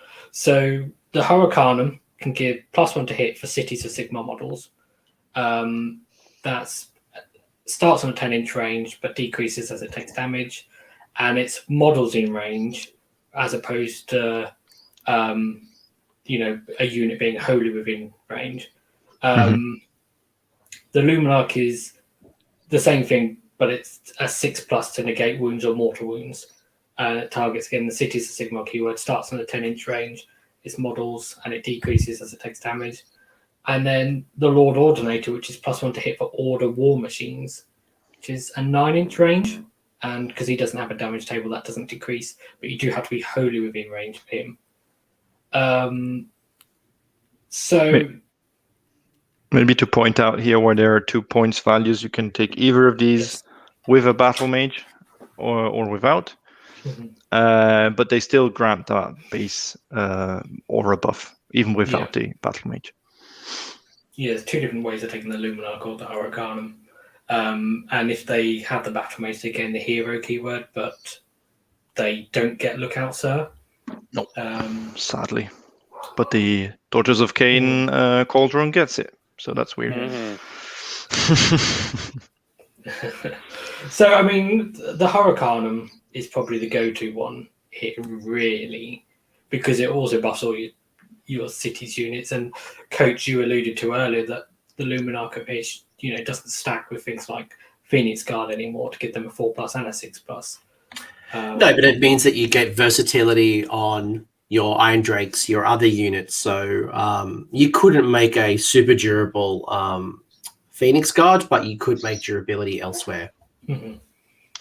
Yeah. Also, another effect that we're not showing here is both of these give bonuses to spell casting and or unbinding. So the Hurricanum gives a +1 to casting to itself if it has a battle mage, or your other battle mages. So not to sorcerers, not to whatever other wizards we have, but it must be the Collegiate Arcanum, exactly. And the Luminarch does the same, but just for unbinding. And they both got pretty good shooting, but not really shooting things as well. They are shooting, but they don't have a standard roll to hit, wound, and stat line. But they're both pretty good and long range shooting attacks that do mortal wounds effectively. And the Lord Ordinator, he has also an ability to make Stormcast Battleshock immune, which if you were taking them. But, from a KO perspective, I don't think that's really matters. And actually from a city's perspective, I don't think you're going to be putting Stormcast in anyway. You're not spending 140 points to make your Stormcast Battleshock immune. No. I might check a cheap unit of Liberators, but I'm not rushing out. If I got 1 in 4, that is not the best use of my 1 in 4. If that's the way I'm building, yes, but I'm not. It's not a list tech that I'm purposely going for. No. If you take the Ordinator, it's either because you're taking a load of artillery, or you want to get him to buff KO ships in some way, or something like that. Really, you're taking him for his +1 to hit on war machines. The trouble with taking him with KO is he doesn't keep up. Because they can teleport and he can't. Well, he can. Well, there is a way with a Night Vexilla. Night Vexilla will you can jump the boats up, jump the Ordinator up with the boats, and then create a castle made of ships and Ordinator that just smashes through with 2+ to hit and it's a one trick pony. It happens once because then the Vexilla is out of range. And it's another additional points you spend on a Stormcast hero that you're going to get 1 use out of. And to be honest, if I'm going to add a second Stormcast unit, I would prefer the Knight of Zeros over the Knight Vexillor, giving reroll 1s to hit without spending a command point. So to me, again, if I'm either going lots of drops to increase my Stormcast choices, because again, then I want Aether Wings. So if I get an Ordinator with an Azeros and an Aether Wings, I'm now at 12 drops. ideally I have 2 units of Aether Wings. You know what I mean? Like, it's just because there's so many options. This is the rabbit hole. It's like remembering what you're trying to build and staying true to that, because there's just too many choices. Like, oh, but then I add a sorceress, and then the sorceress with +2 with the stabby of the dread spears. Oh, if I'm taking dread spears, I might as well take some execution. Then I just get in a whole different rabbit hole. Before you know it, you've run out of points because you've just built, or you just tried to put too many synergies on one thing, because there's just too many available to choose from. The other problem is, I think, is the Hurricanum is a little bit slow now. It's lost out from losing Thermal Rider Cloak, which we alluded to earlier. Which, especially if you want it to buff a ship, like, you know, the ship can go anywhere, but it can only go as far as the Hurricanum can go if you want it buff. And it's the same problem with if you want it to buff the Pistoliers or the Outriders, is they naturally already move faster than the Hurricanum, and then if you're going to give them run and shoot, well, then the Hurricanum's going to have to try and run to keep up, and they've got to be, all the models need to be only the models in range get the buff. So it's like the Hurricanum in a Tempest Eye list is almost like always trying to run and keep up with stuff. And that's okay, because that is a 20-inch move first turn, because it gets a +1 to run. It runs 6 if it has a hero on top and spends a command point, +3, and I think it's a 10-inch base move. Yeah, base 10. So that's 20 inches plus the 10-inch full health aura. So that's 30 inches. Most of battle plans are 18 inches apart or 24. So you're going to cover that that area and then just plant it somewhere in the middle. It soon adds up. It can generally be a similar problem with, you know, if you try and teleport the Lord Ordinator, which is it can take wounds quickly, and if it starts taking wounds, it loses movement, and the aura decreases in size drastically. Yes. So it's something to bear in mind that. What is rushing it forwards? Then it's what is nice that the ability, it's shooting attack, which is at full health. You throw 3 dice on a 2+. They deal D3 mortal wounds at 18-inch range. It is a shooting attack, so it cannot run and shoot unless you spend a command point from Tempest Eye. But that thing is, you know, it's a 2+. It's basically 3 to 9 mortal wounds. You can hero snipe easily with that. The shooting attack is one of the major. The +1 to hit is nice, but that shooting attack is great. Yeah. And that's is that 30-inch range? 18-inch. 18-inch shot. Is it 30-inch on the Luminarch? The Luminarch is different. Yeah, it draws a line from the middle of it to 13 inches apart, and every unit you pass with that imaginary line, I think it's D3 mortal wounds. But I have not played the Luminarch much because the Hurricanum is just better. The +1 hit.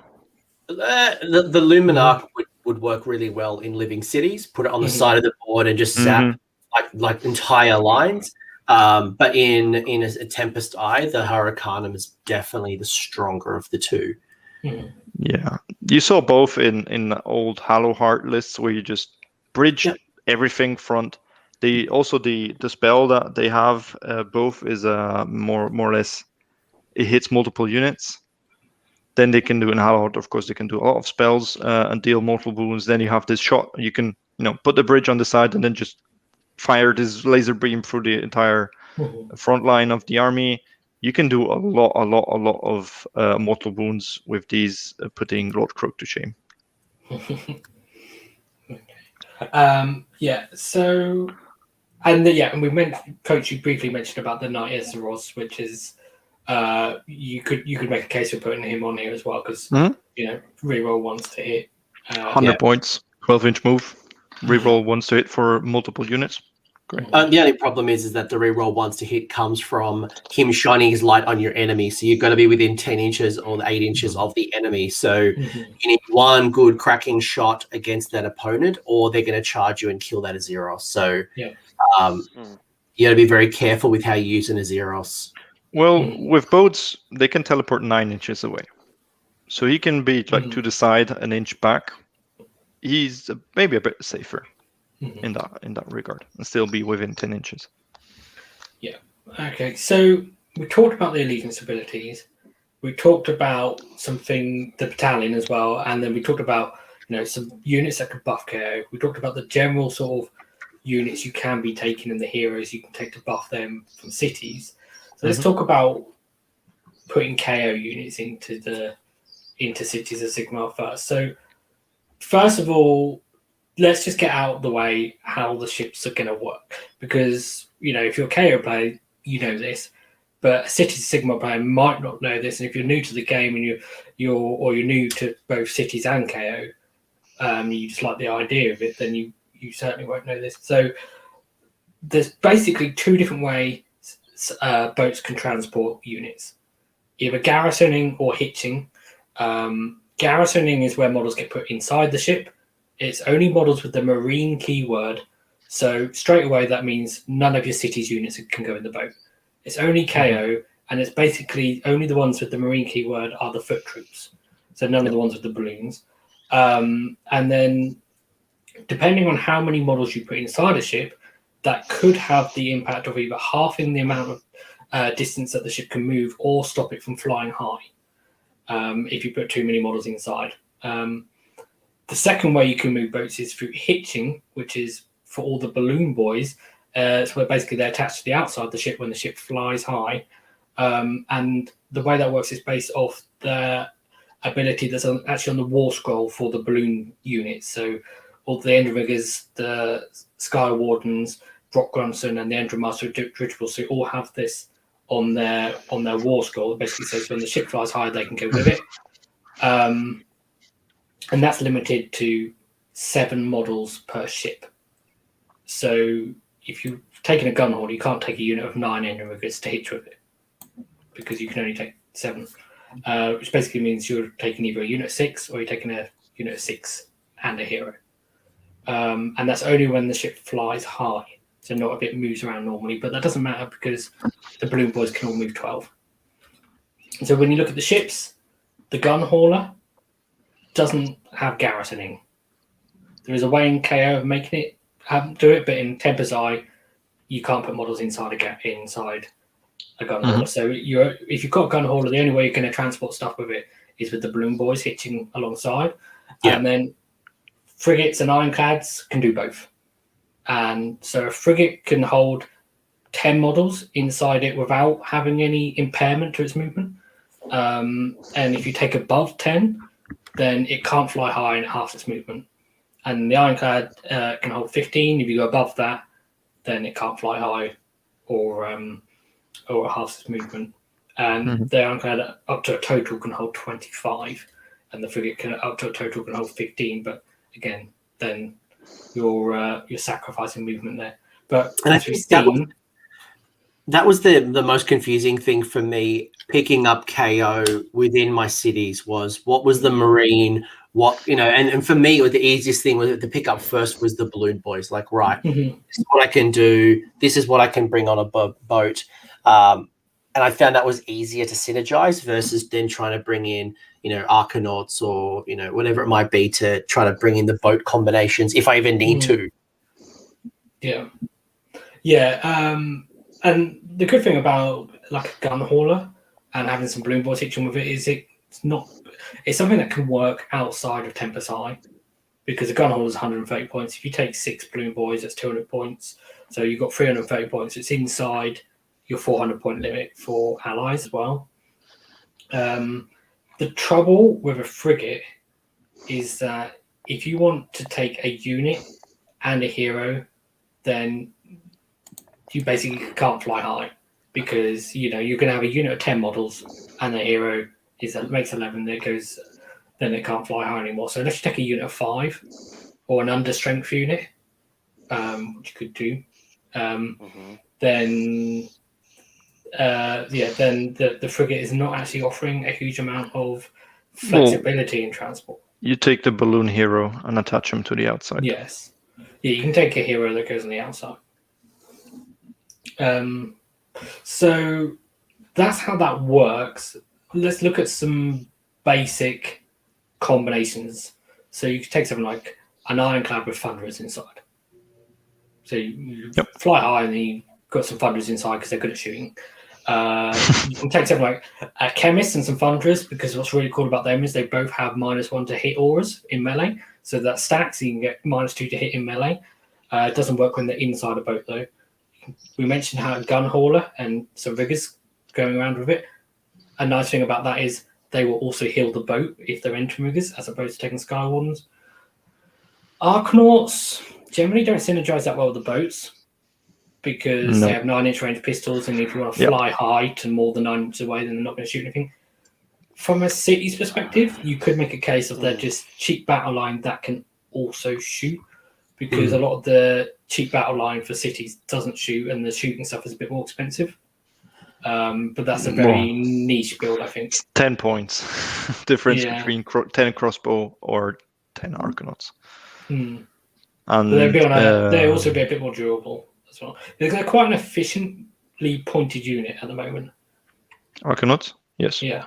So, although they're not as good, and this is maybe something that we'll cover later, is what KO units lose when they leave KO allegiance.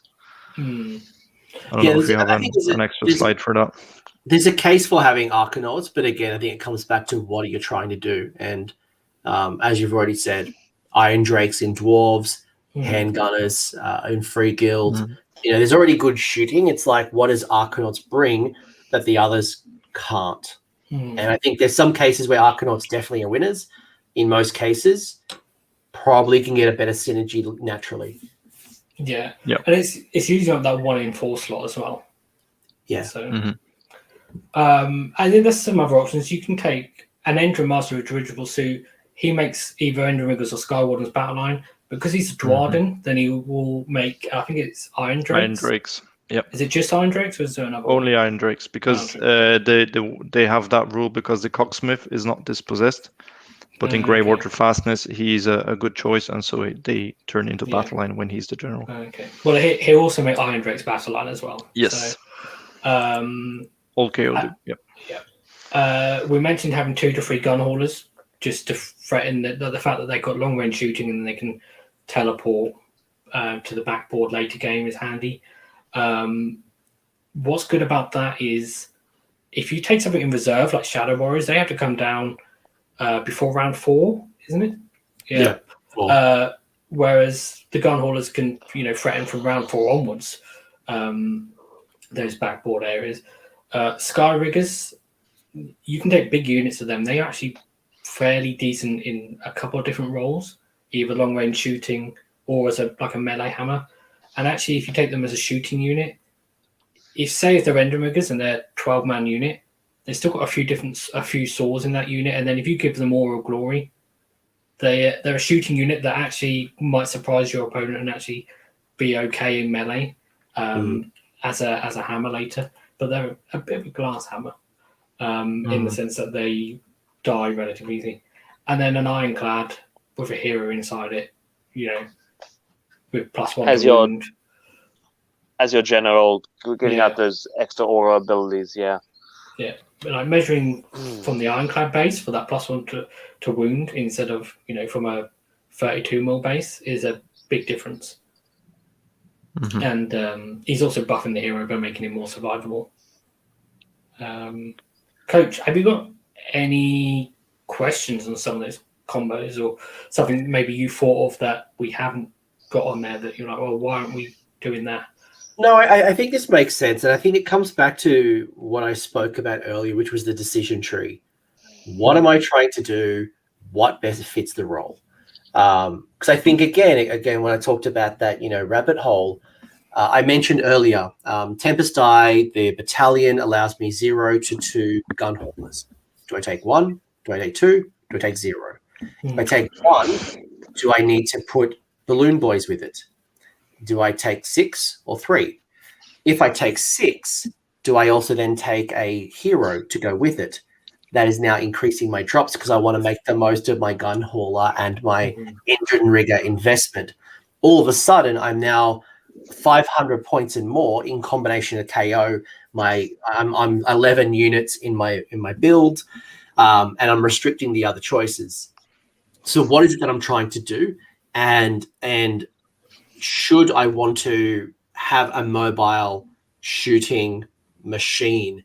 It's very clear the Ironclad with the KO hero is just going to be brutal, and it could be a nice little way to get over the Hurricanum, which you're finding is getting blocked up without the fly keyword, is struggling to catch up. And it's the rules of how the KO hero works in the Ironclad, extending the buff range, is a nice complement to the Hurricanum. On the flip side, you're like, look, you know what? I like Shadow Warriors, but I'm struggling with getting them in late game. I have to have them in turn 3. Well, then maybe a Gunhauler is going to be better for you. So I think this is quite clear to start thinking about what am I trying to solve, and then what's the best combination.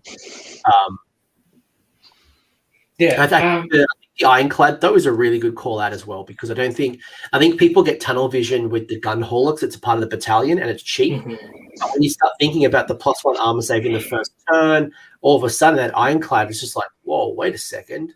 That's and if I want to double down on that, then having Thunderers in there can work really well. Yeah, and I haven't got it on here because I made 8 nice little boxes, so it would be a 9th thing. But you could do like Thunderers in a ship. You could do that with a frigate as well. Because one thing you notice about all of these combos is they're mostly 2 things. And a lot of these things could potentially be better if you added a third, but actually with cities and the 1 in 4, it actually quite often is difficult to get that third unit in. Yeah. Because points, especially if you're putting an Ironclad in, which is 480 points. Like it's really nice to do an Ironclad with 14 Thunder or 15 Thunderers in it, or and then an Endrinmaster with dirigible suit to get to to be a buff piece as well. But that's 1,000 points almost. Yeah, and that's half your army. And that's the problem, because then I've only got 1,000 points to 1, get out to 12 units. Yeah. 2, what am I now sacrificing because I've got 1,000 points already kind of invested? But then also that's where the value of Aether Wings just goes absolutely mental, because they're 40 points. You can get 2 units of them. Hell, get 3 of them if you're lucky, and that's 120 points for 3 of those slots that you're trying to fill. So.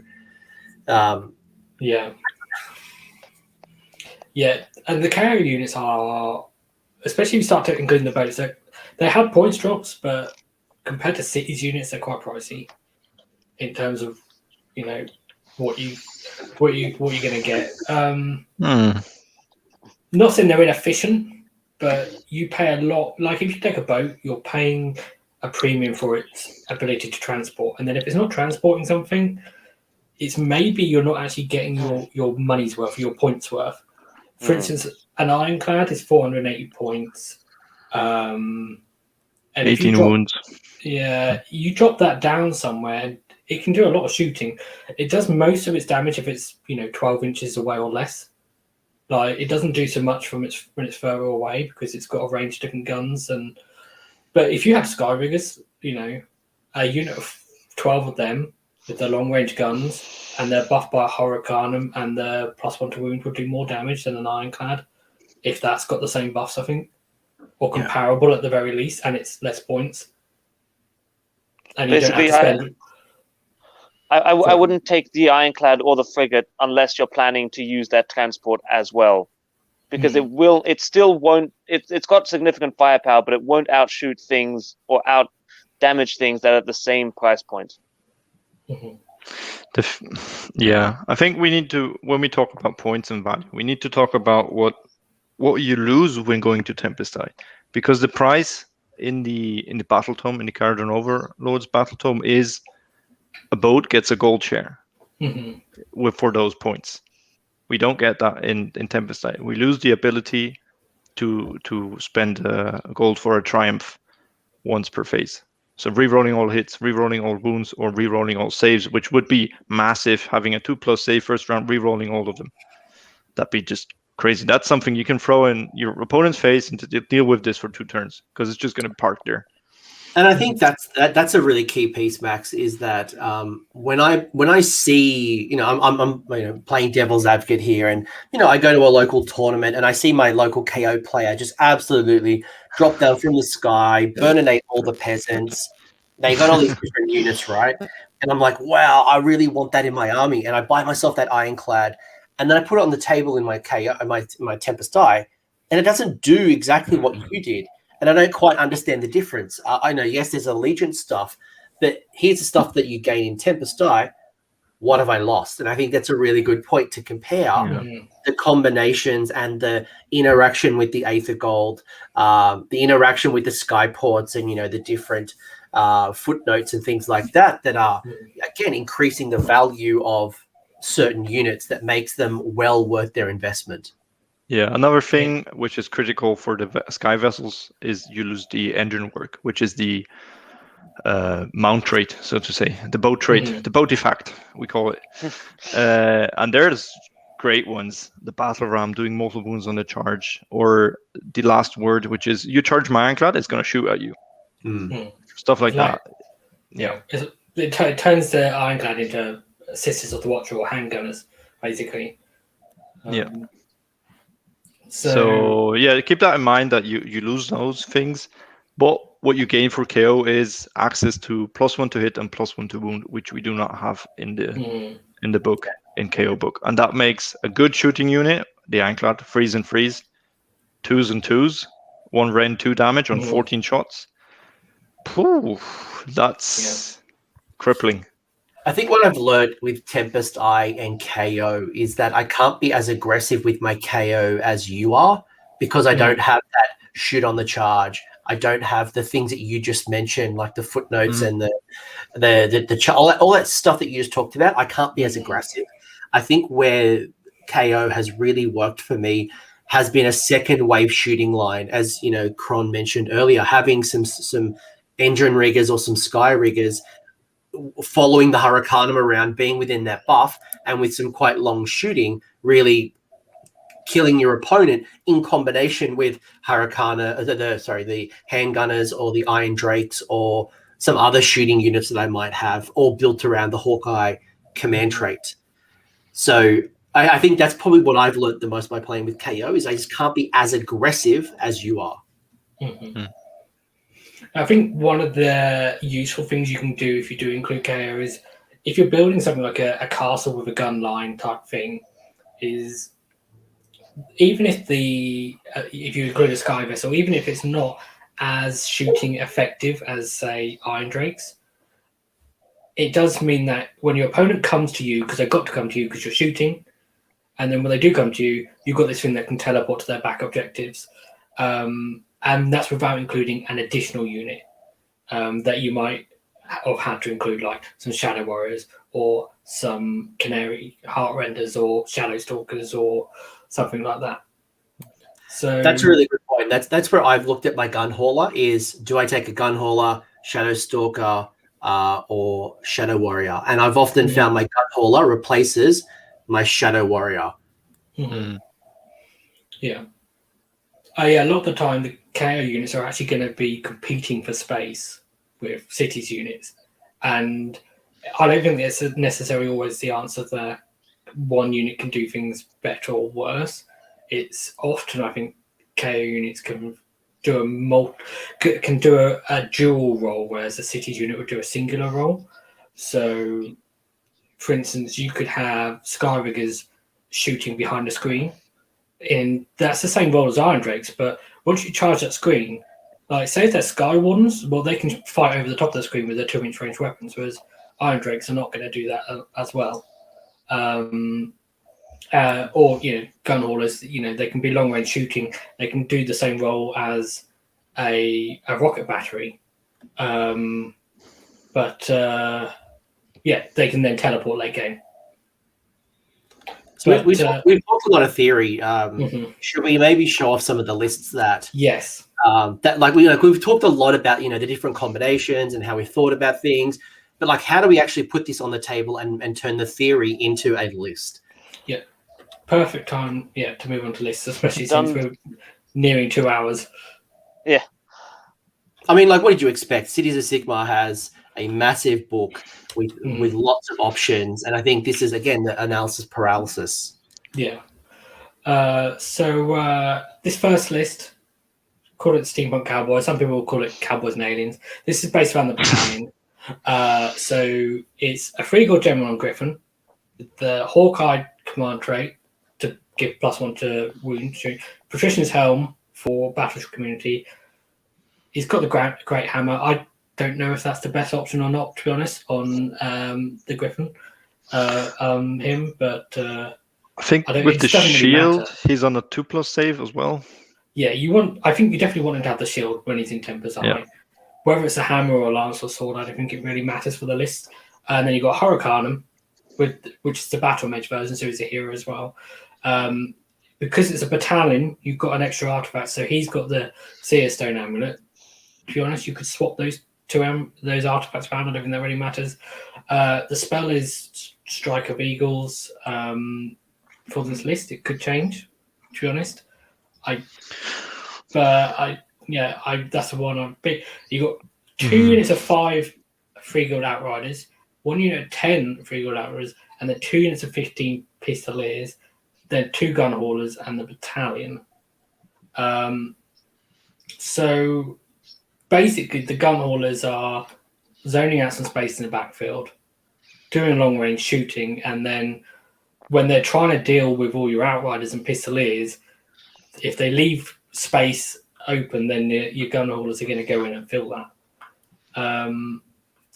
Coach, as a Cities player, do you have any thoughts on the choice between Outriders and Pistoliers here and that sort of thing? Yeah, like when I looked at this list, like it's mostly we've kind of talked about this list a lot. We haven't specifically like gone double down into it, but for me personally, I prefer the Pistoliers because of the shoot on the charge. I think for me, so if anything, I would just swap out the 10 Outriders for 10 more Pistoliers. But the season for taste here, pros and cons on either side. Ultimately, I guess the key to this list here is your 3-guild general doesn't want to be in combat, or at least it wants to choose its combat. It's not a Vampire Lord on Terrorgeist or Zombie Dragon. It's not a Maw Crusher, so be very selective with how it is in combat. You're doing most of your damage from your Pistoliers, and your Griffin and Battle Mages are support pieces, getting in when appropriately. Yeah. And in terms of unit sizes, would you go for like a couple of small units, or would you just go for lots of big units? No, the big units work because I want to maximize the charge. I want to maximize my command point of re-rolling or whatever it might be. So, for me, I think you've got the right combinations. If anything, maybe you make 1 unit of no. I think you've got the right combinations. That's kind of how I like to build mine, because the 2 units of 5 give me flexibility. But yeah, the 2 units of 5 I think can run forward and be a screen for your other units potentially if your opponent really deploys back a bit. Because if someone sees this list, they know what it's going to do effectively. Yeah.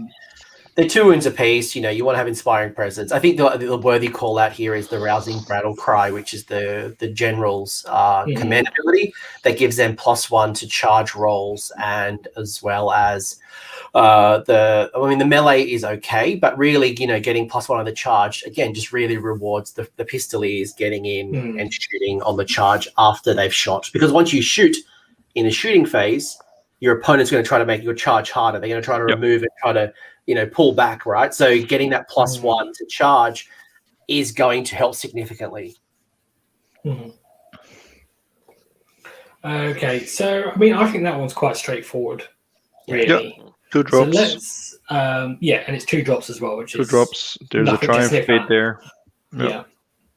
Let's move on to this is your list, isn't it, Max?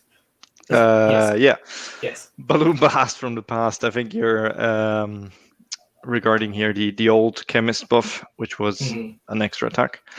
So what we have, this is obviously trying to put in a lot of KO units. So here we have 3. We have a General Endrinmaster with dirigible suit. He has the Hawkeye because +1 to wound and shooting is great for KO, and he has the Seer Stone Amulet because we don't get an adjutant because the Endrinmaster has 8 wounds. So 4+ for an extra command point. We don't have any battalions, so that's the only other source of command points that we have. We have the Hurricanum, +1 to hit. And how this works is then we have a big block of Dispossessed, a Rune Lord, a Warden King, 10 Irondrakes, 30 Longbeards, and 10 Hammerers, another 12 Endrinriggers. And it's important to note that the Endrinriggers are battle line even in Cities of Sigmar, because the Endrinmaster just needs to be general. It doesn't need to be general in a Kharadron Overlords army. Oh, that's interesting. I hadn't thought of that before. Yeah, if you check the last page of the Kharadron Overlords battle tome where it says the roles, it says that both Skywardens and Endrinriggers are battle line if he's the general. Wow. Full stop. It's strange thing is on I think War Scroll Builder it does actually say Kharadron Overlords battle line, but obviously War Scroll Builder is not the source you use for your rules. No. So. Also, War Scroll Builder says the Endrinmaster on foot makes them battle line, and that's not true. Okay.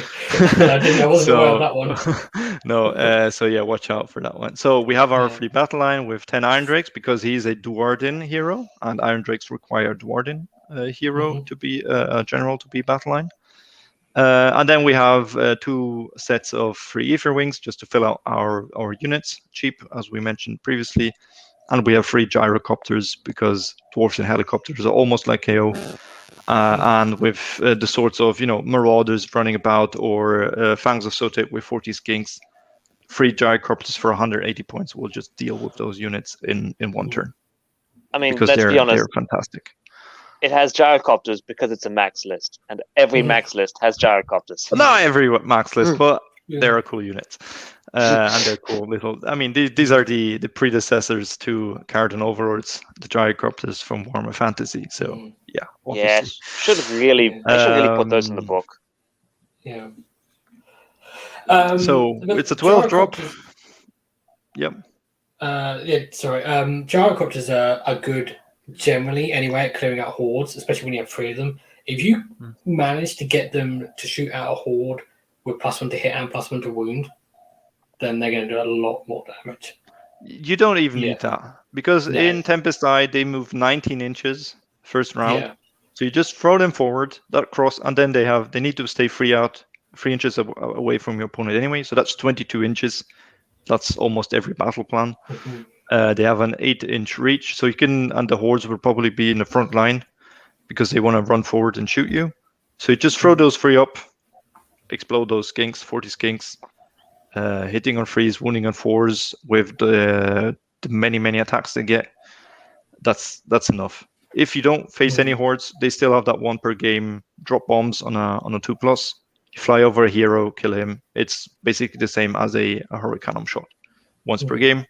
Or they just, capture an objective, sit in the back, whatever. It's a very mobile unit with 16-inch move. So how this list is supposed to work is we have one group, which is the Endrinriggers with the Endrinmaster and the Hurricanum. The Hurricanum has the spell Aura of Glory. When you get that off with a +1 to cast that it gives itself, all your Endrinriggers have a second attack on their swords. So now those 11, that's 22. The champion has an extra 23 attacks, 3s and 2s, 2 rend, D3 damage. That will blend stuff. The Endrinriggers move 15 inches first turn, so you could even run them and shoot them with the 12-inch guns. It's a lot of pistol shots. Or you can, move them forward and charge. And the other group here, the Grundtok Gunhaulers is a bit, either it keeps close to the Endrinmaster in case they both he wants to lift out, teleport out with the Gunhauler, go somewhere else, or he just stays back, zones out, shoots, goes whatever. The Gunhauler is a bit independent in this list. And the other block is just a little castle, 30 Longbeards. Behind them, we have the Rune Lord, the Warden King, with his ability. If he stands up top his Oath Stone, he just makes them all battle shock immune. So we don't need to worry about that. The Rune Lord can buff either the 10 Irondrakes with an extra rend or the Hammerers, and whatever rams into your 30 Longbeards, which are sitting on a 2+ save first round with their shields, is going to get shot by 10 Irondrakes, which didn't move, so that's double shots, and then going to get countercharged by 10 Hammers. And 10 Hammers, with the extra attack they gain from the Born King's command ability, that's 3 attacks. Freeze and freeze, dealing mortal wounds on a 6-2 wound, 1 damage. You can give them an extra rend with the Rune Lord. And there's a neat trick you can do, because they're all on 25mm bases, these small dwarves. You can align your hammers behind the Longbeards, which themselves buff all the dispossessed with a reroll 1s to wound aura, because they're grumbling and they're saying previous years were better and the beer was better and everything was better in the past. Remember when we had square bases? Exactly. They can retreat through the lines of the hammers, because 1 inch apart is more than 25mm. So you can actually retreat your Longbirds. You can run them backwards away from that Mega Gargant that just smashed into your lines. Then you shoot the Ironbreakers at him, charge in 10 Hammers with 3 attacks. They're gonna kill a Mega Gargant in 1 turn. So you're trading a couple of Longbeards, and you're going to come out on top against whatever alpha charged you. And you can pull this entire castle, as we learned first round. You can put it in the middle on 2 objectives, and it's going to sit there with its 50+ bodies. While the other hammer that you have, which is the Endrinriggers with the general, are just going to fly about with 12-inch move and shoot and do their stuff. So that's the main idea of the list. Mm-hmm. The linchpin probably is the Hurricanum, because we have 6 Ether Wings to protect it, to screen it a bit on the sides, fly about, escort it a bit. But I mean, it's sort of 10 wounds, is it, on a 4+ save, or 11 wounds on a 4+ save. It will probably die at one point. Mm-hmm. The only thing I struggle with this list is the 3 gyrocopters. I know it's not a max list without gyrocopters. But for me, Vitriolic Spray, which comes from Anvil Guard, really makes the points for me with the gyros. And I know they get the massive regiment discount, and I think without the massive regiment, I'd have 3 units of 1. But with the discount, it does incentivize you to take the unit of 3. But then when you start going into like the 180 points or the 200 points, I'm still now tempted to go, well, what else can give me 200 points of value? And I don't know if the 3 gyros are 200 points worth without Vitriolic Spray. Definitely, there are the flex point in the list that you can interchange with something else. 200 points buys you other stuff in cities. Buys you another 20 Longbeards. It buys you... Well, that's it. Like, I'd rather buy 20 Longbeards, but it buys you a couple. You could change out the 30 Longbeards, reduce them to 10, and get the 30 Ironbreakers instead. Mm-hmm. So you get another set of dwarves. But I just like it, even if you're facing elite units, which they don't get the benefit out of steam guns. I mean, it's 180 points, 12 wounds. You just fly them forward, bombs, and then they're just a screen or a zoning out unit.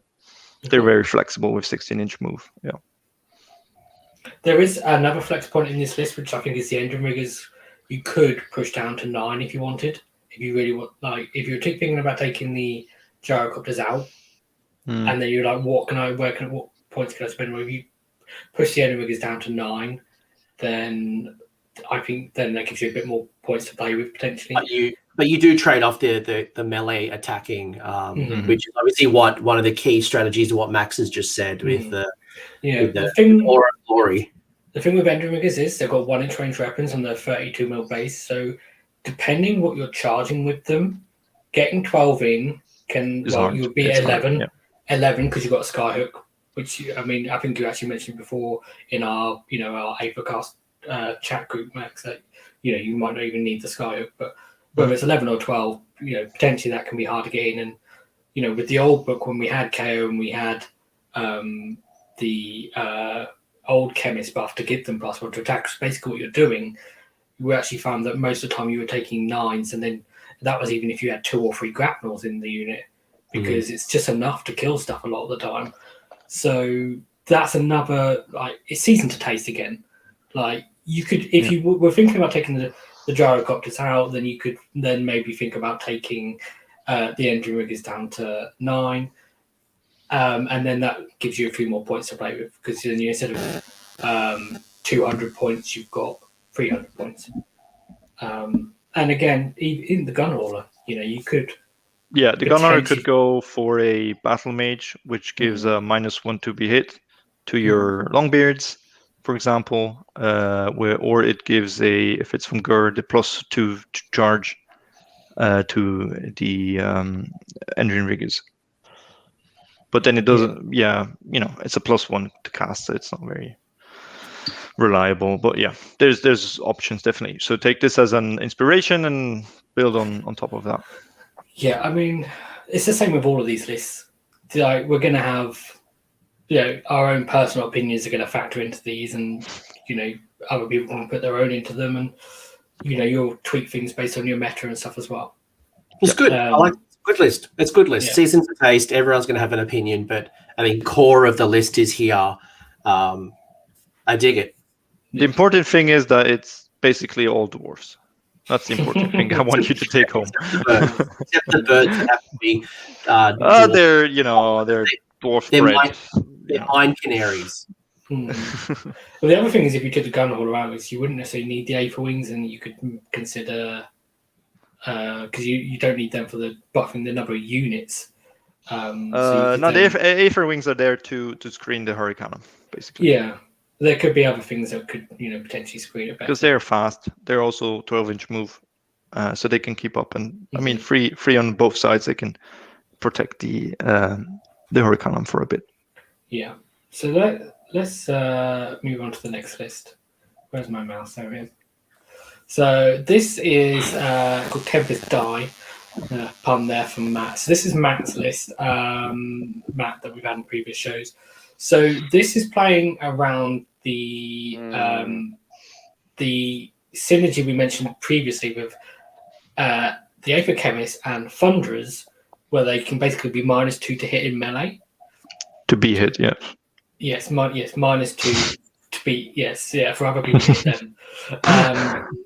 So, but it's also looking at some traditional Cities of Sigmar tech as well. So using things like the Soul Screen Bridge. So it's got a Chemist as general with Hawkeye and Patrician's Helm, Hurricane with Battle Mage and Aura Glory, a regular Battle Mage from Heish, which means it has Fars Protection. Fars Protection. Yes. Yeah, which is the -1 to hit spell. And the Laura has a spell it has from Tempest Eye, Strike of Eagles.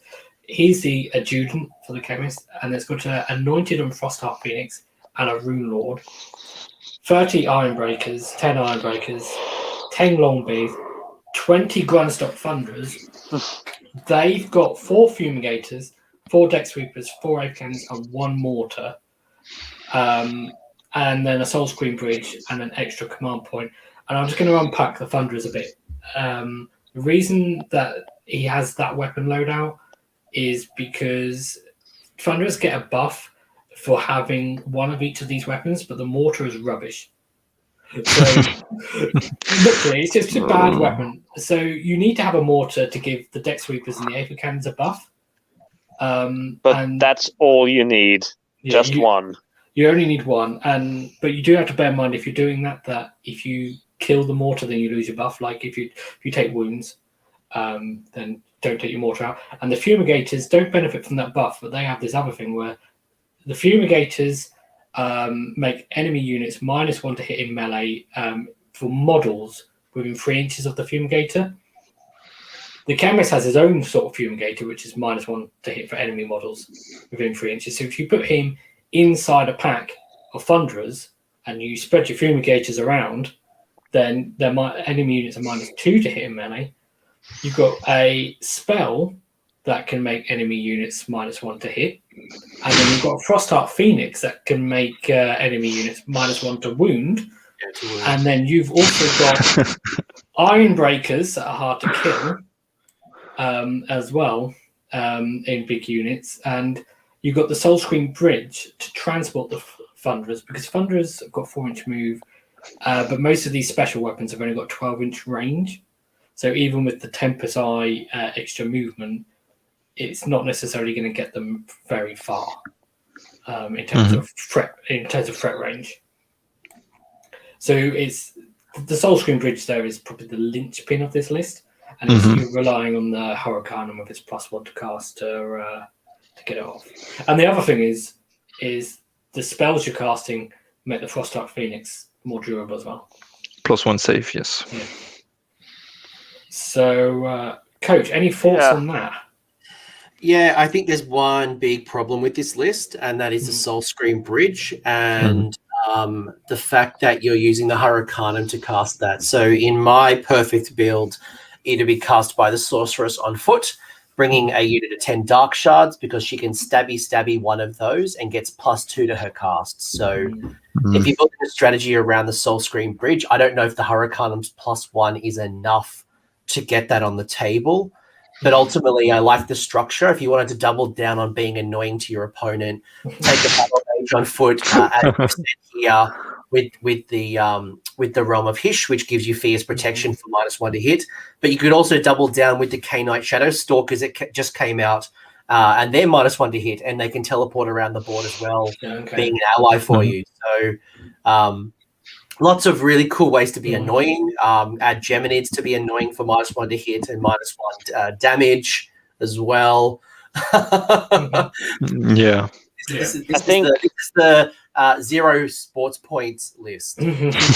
Basically, it's 20 Thunderers in front of you, 2 wounds each, 4+ save. That's 40 wounds that you teleport out.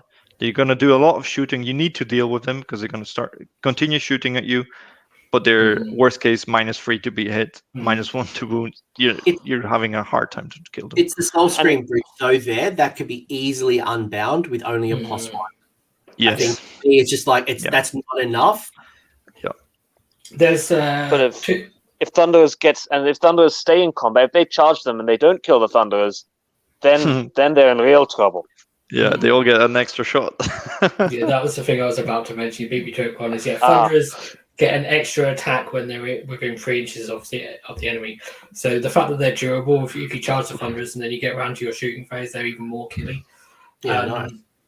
There's another option you could do with this list, which is if you don't take the special weapons for Thunderers, you still take the Fumigators to make them more survivable, but you can just go with the Rifles, which are 18-inch range, so they do less damage, but then you don't necessarily then have to have the Soulscream Bridge, because you could give them, the command ability to run and shoot, and then, as we talked about, their 4-inch move +3 from Tempest Eye, running at least 2 inches, but actually you could spend a command point to make them run 6, and then 18-inch shooting on top of that. They're going to get places. So if we wanted to have this Soulscream Bridge be cast consistently with this Sorceress and Dread Spears or Dark Shards, we need to get rid of 170 points for Dread Spears and Sorceress. Yeah, it's about 108. I think Sorceress on foot is she 90 points, 80 points, 90 points. 90 points. The Dread Spears are 80.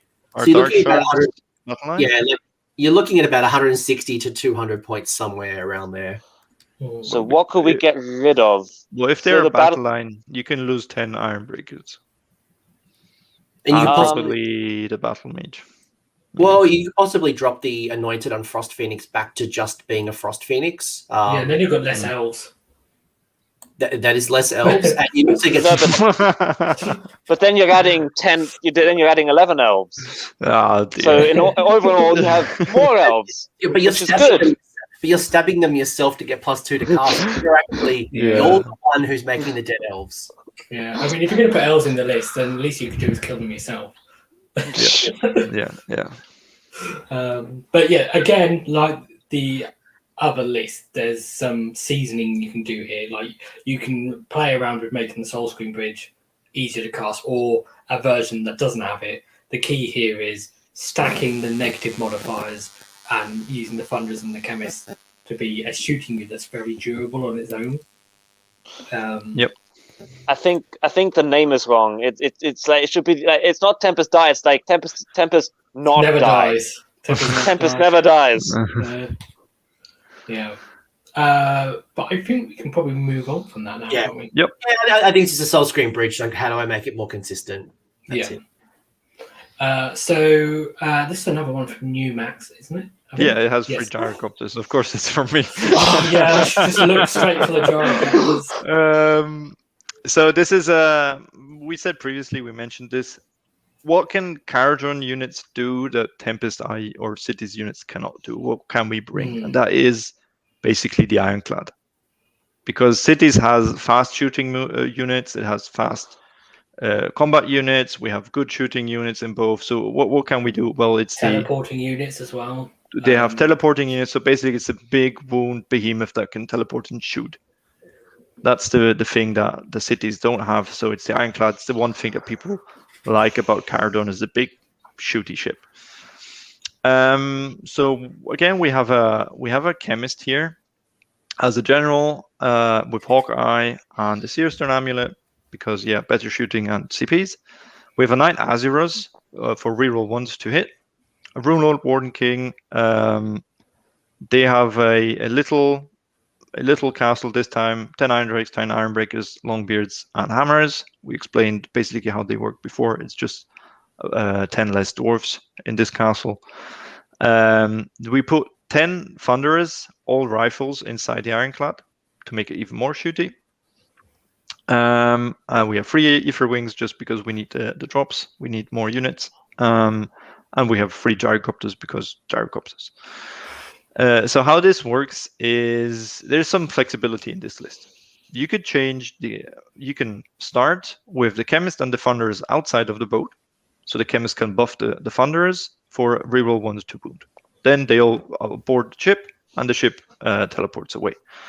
You can, if you don't value that buff, which let's be honest, you only get in the first turn because then the Chemist is just going to sit inside the boat and he can't use that ability. You could take for 10 more points an Endrin Master on foot to heal the Ironclad D3 wounds each hero phase. And he has a little melee attack, which is also good in case someone charges the boat. The Knight Aziros, he's fast. He gives that reroll 1s to hit. You can change him out either with a Knight Encounter that you just run forward and auto dispel something and give a Mystic Shield to the Ironclad, for example. Or you can change him out with a Battle Mage and give that -1 to be hit or whatever other spell you want. So there's some flexibility here. And the idea is the Ironclad has a 2+ save, give it Mystic Shield, rerolling 1s. And this is something you just throw in front of your opponent with all the shooting it has. And they cannot ignore this. This is something you can run forward and even, if the next turn you don't care, still on a 2+ rerolling 1s, 18 wounds, it's not going to die, and you're going to heal it up 2 to 4 wounds next turn if you take the Endrin Master inside. They need to deal with this, and it's going to take their attention. If they charge it, all the Thunderers inside, they're -1 to be hit, +1 save, they all get an extra shot, so now it's 32 shots back the next turn. It's just like this, that's why it's called Flying Anvil. It's this big defensive thing I'm going to put in front of you. I'm going to shoot you. You need to deal with it while I can move my other units, spread across the board, move them up, score points. Yeah. Basically, it's my take on how to get an Ironclad in Tempest Eye. Yeah, it's probably the way you want to do it. You've got to put some transport in. I think if you go up to increase the Thunderers, then it starts getting very hard to fit other stuff in. Like you start taking points. They're expensive. And you'd have to take 14 anyway to fit a hero in. You kind of need the hero to have Hawkeye. Yeah, you could put as we said, the Endrin Master on Balloon, but then he's 190 points instead of 90 points. So you're running out of points at that point. Yeah. One thing I want to unpack is the reason you have rifles, because we just in the previous list explained how the special weapons work. One thing we didn't mention is they don't get that buff for those special weapons if they're inside the boat. Yep. So that's why you take the rifles, because if not, you just got the weapons that have less range, basically. Yeah. Now it's 32 shot. For 22 shots, hitting on freeze, rerolling ones if you get the Knight Azurus buff, wounding on freeze now instead of fours because of the trait. 1 rend, 1 damage. So that's up to I think 8-9 damage against the 4+. Then you have the Ironclad. So you can delete units with this. Yeah, the rifles benefit quite well from Hawkeye, because when you're taking something from a 4+, they're 4+ to wound normally. So taking something from a 4+ to a 3+ is, a bigger percentage buff than say taking something from a 3+ to wound to a 2+ to wound. And it actually makes the chemist reroll 1s to wound ability better for them as well. Of course, you can't use that in later turns because he can't use that ability when he's in the boat. Yep. And he won't be able to get out of the boat after it's flown high, so he won't be able to get out to turn 2. But he gets out in the movement phase. He uses the ability in the hero phase, so he won't be able to use that buff again until turn 3, effectively. But yeah, so you've basically got the mobile Ironclad flying around with lots of guns in it, and then a castle. It's mobile, but it can take a hit.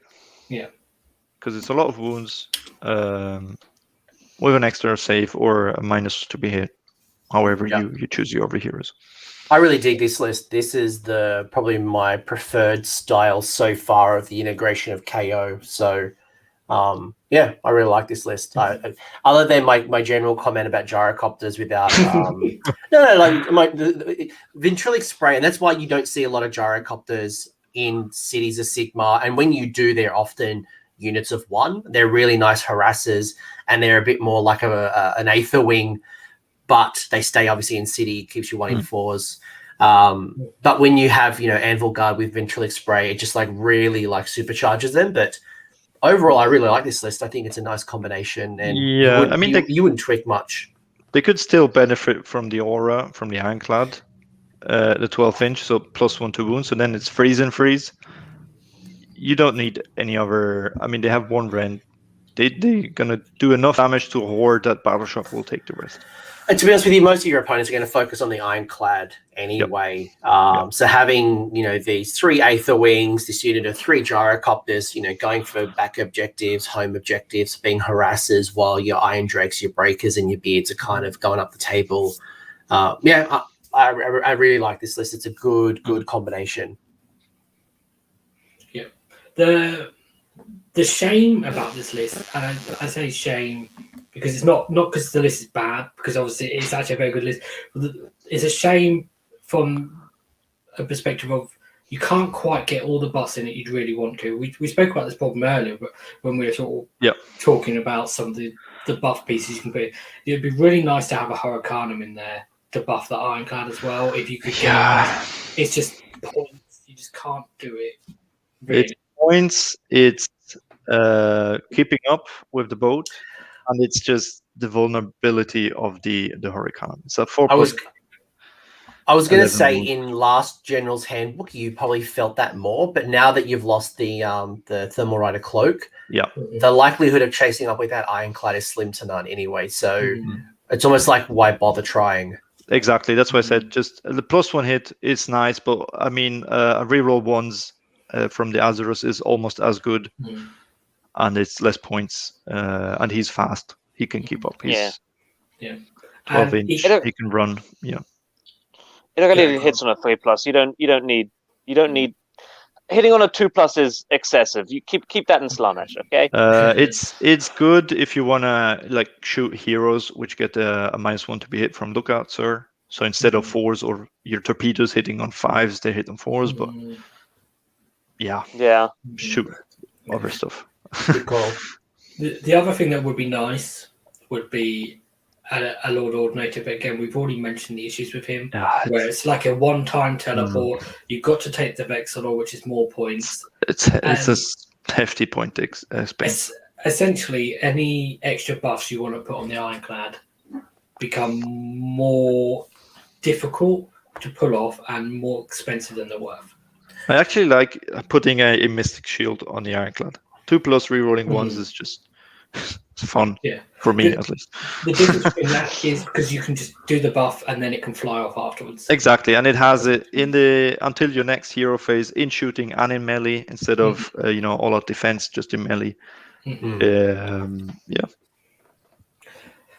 Okay, so we're 2.5 hours. We've got one more list, but I kind of saw it as optional. Do you want to have a look at the next list, guys, or? I'll just skim past it. Bring it up and let's just call it out really quickly. Yeah. So this one's called Twin Peaks. So what it's got is it's got 2 Rune Lords. One is a general with Hawkeye, one with the Patrician's Helm, and it's got a Warden King, which is the adjutant for the general. And then it's got, as Max had in his previous list, that sort of mini castle where you have a combination of Irondrakes, Longbeards, and Hammerers.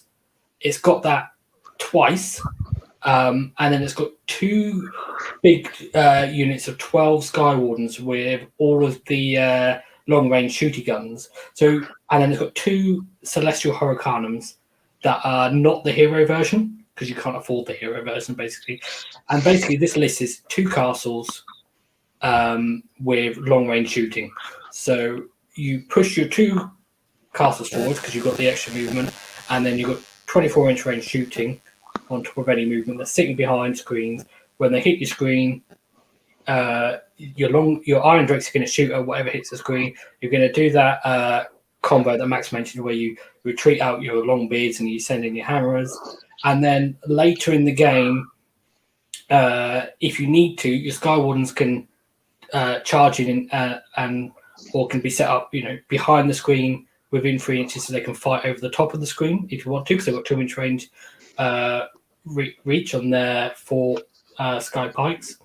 But also because they've got quite fast movement for later in the game, they can actually potentially go off and go places once you've depleted your enemy units, but you need to get onto objectives that are further away than your normal dwarves that have got 4-inch move in later turns can't get to. So it's relatively simple. It's 2 castles. Yeah. The thing I see here is 10 Longbeards are going to die to a Stonehorn charge. Mm-hmm. And then that Stonehorn is going to pile in another 3 inches or even 6 inches if he's in the correct sub-faction. And he's inside your Hammers. And Hammers, they don't like to take a charge. They like to hit themselves. Mm-hmm. And then I'm afraid these little castles will fall apart quickly if your opponent has that ability. If I was going to build these castles, I'd be building them based around Phoenix Guard. So yeah, if I was going down that route, obviously I like the idea. You're really doubling down on the Skywardens and Hurricanum combos, and having 2 of those could be quite powerful. If you're focusing too much on castles, then for some of those scenarios that have 6, 8 objectives, it could be quite challenging for you. But if I was going to build it around it, I agree with Max. I think some of these units won't take a hit very well. Something like Phoenix Guard, you could probably drop all of that battle line, get 2 or 3 units of Phoenix Guard, get an anointed in there somewhere, and make it super durable castles. Yeah, you could do that. Because the concept of the list is the Skywardens and the Hurricanums, and then the other stuff is what's in front of them. Your Phoenix Guard. You get an anointed, make them immune to battle shock within 18. Yeah. Because if you're taking this stuff out, then you can take that stuff out. So you can get your anointed in. Keep the units and the behemoths. That's the core of what the list is built around. And then I would manipulate, and maybe that brings in a hero Hurricanum or something. Yeah, you might be able to do that, a hero Hurricanum with its bigger base that gives out the Hawkeye buff to both units, at least first turn, like in the middle, and then 12 inches on both sides. Yeah, cool. Yeah. But it's, already 12 Skywardens in Kharadron Overlords with this long shooting are oppressive.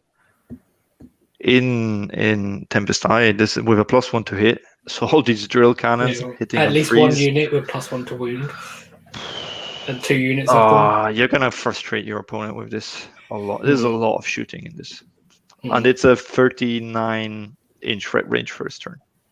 Yeah. So that's like the entire board almost. And that's without run and shoot, isn't it? The 39 is that without run and shoot, yeah. So yes. 40 plus d6. So I think by now people have started to get a taste, and we haven't talked about the Gunhauler and Endrinriggers combo. We haven't shown. I think like people hopefully should now, and I know we've been biased with Duardin here as well. We haven't really shown off any. We haven't shown hold the line based around free guild. We haven't shown we haven't shown the combination with the sorceress with dark shards and the darkling covens, or even the combat builds. But I think we've kind of leverage the shooting strengths of KO, and then if you were going a more melee route, you just take what you like from these lists and kind of pop them in, but just don't double down with Hawkeye and the shooting stuff that we've talked about.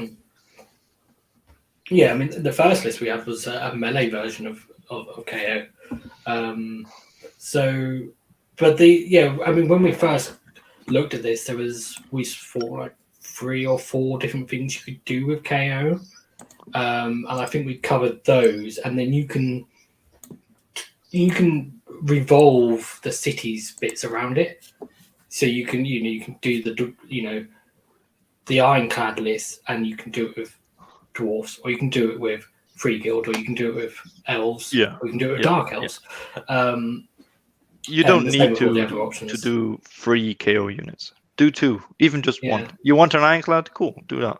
Take the Ironclad on its own. An Ironclad is still very powerful, and then build up your other stuff. And it's a whole shooting free guild line that you charge it. It's going to shoot at you and hold the line, and behind it is this massive ship. It's going to shoot at you and then just chase you off. Yeah. So I think hopefully what we've done is we've given an overview of how everything works from an allegiance abilities point of view, and then shown some examples of what you can do with KO in terms of different archetypes, that you can then tweak to the different styles of cities builds if you wanted to. And if you want to know more about those synergies you can get for the cities units, that you can check out AoS Coach's video that he did a while back. I haven't put a link to that, but I will put a link in the description. I'm sure they'll find it. If they type in city synergies, we break it down by phase as well and talk about the different combos. But if people want to know more about some of this stuff too, like I've got a whole bunch of talking of like list discussions about the various cities too. But I think if I was watching this for the first time, I'd like to think that I now have a better understanding of what makes KO and how I can take 1 to 3 on average units and build some type of cohesive force in combination with my cities build. Yeah, because I think mostly you're looking at either Aura Glory, Hawkeye, or a Hurricane buff, and most of the other city stuff is, built they're independent from the KO stuff. So you can put Hawkeye or Aura Glory on a dwarf or a human, or actually you won't put it on a dwarf for Aura Glory, but you know what I mean. Hawkeye you can move what a lot of the buffs are sitting on, except for the Hurricane, which a Hurricane is a staple of a lot of cities lists anyway. So I think we covered everything. So Coach, when's your next video out? What have you got that you want to plug for people? You've got videos coming out all the time these days. But I've done everything. Look, if you guys enjoyed what I talked about, first off, give Aethercast a sub. If my name happened to attracted Cities of Sigmar players to check out this channel, give these guys a sub right now. Go press like right now. Help these brothers hit 1,000 and beyond. But if you like my type of discussion and want to hear more about what I'm doing, AoS Coach, is on YouTube and all the good stuffs. But make sure that you've liked and subscribed to this channel and this episode. And in the comment section, tell them how amazing Lee, Max, and Kron are, and how insightful these people are. So in the comment section right now, just. Well, thank you very much. I wasn't expecting quite such a. I don't even know how to describe it. Like a high praise. A verbal round of applause. That's right. Once you get monetized, I can start ciphering some of your cash for helping you. So it's all the marketing scheme. It's all tiered down, right? It's a pyramid scheme, isn't it? A pyramid scheme. It trickles down. Yeah, it's Aethercast, a AoS Coach franchise. Yes. I think the only thing I need to add is if the unlikely event that you were already, a fan of Aethercast and you didn't know what AoS Coach was, then go check him out and hit subscribe, because he does a lot of content that's amazing. Yes. But I'm sure most people watching are already aware of AoS Coach, so probably goes without saying. But thank you very much for joining, Coach. It's been a pleasure having you on. To Max and Kron, as always, a pleasure having you on board as well. And to everyone that watched, thank you for watching, and we'll see you again soon, Skyfarers. Goodbye. Thanks guys. Gotcha. Bye.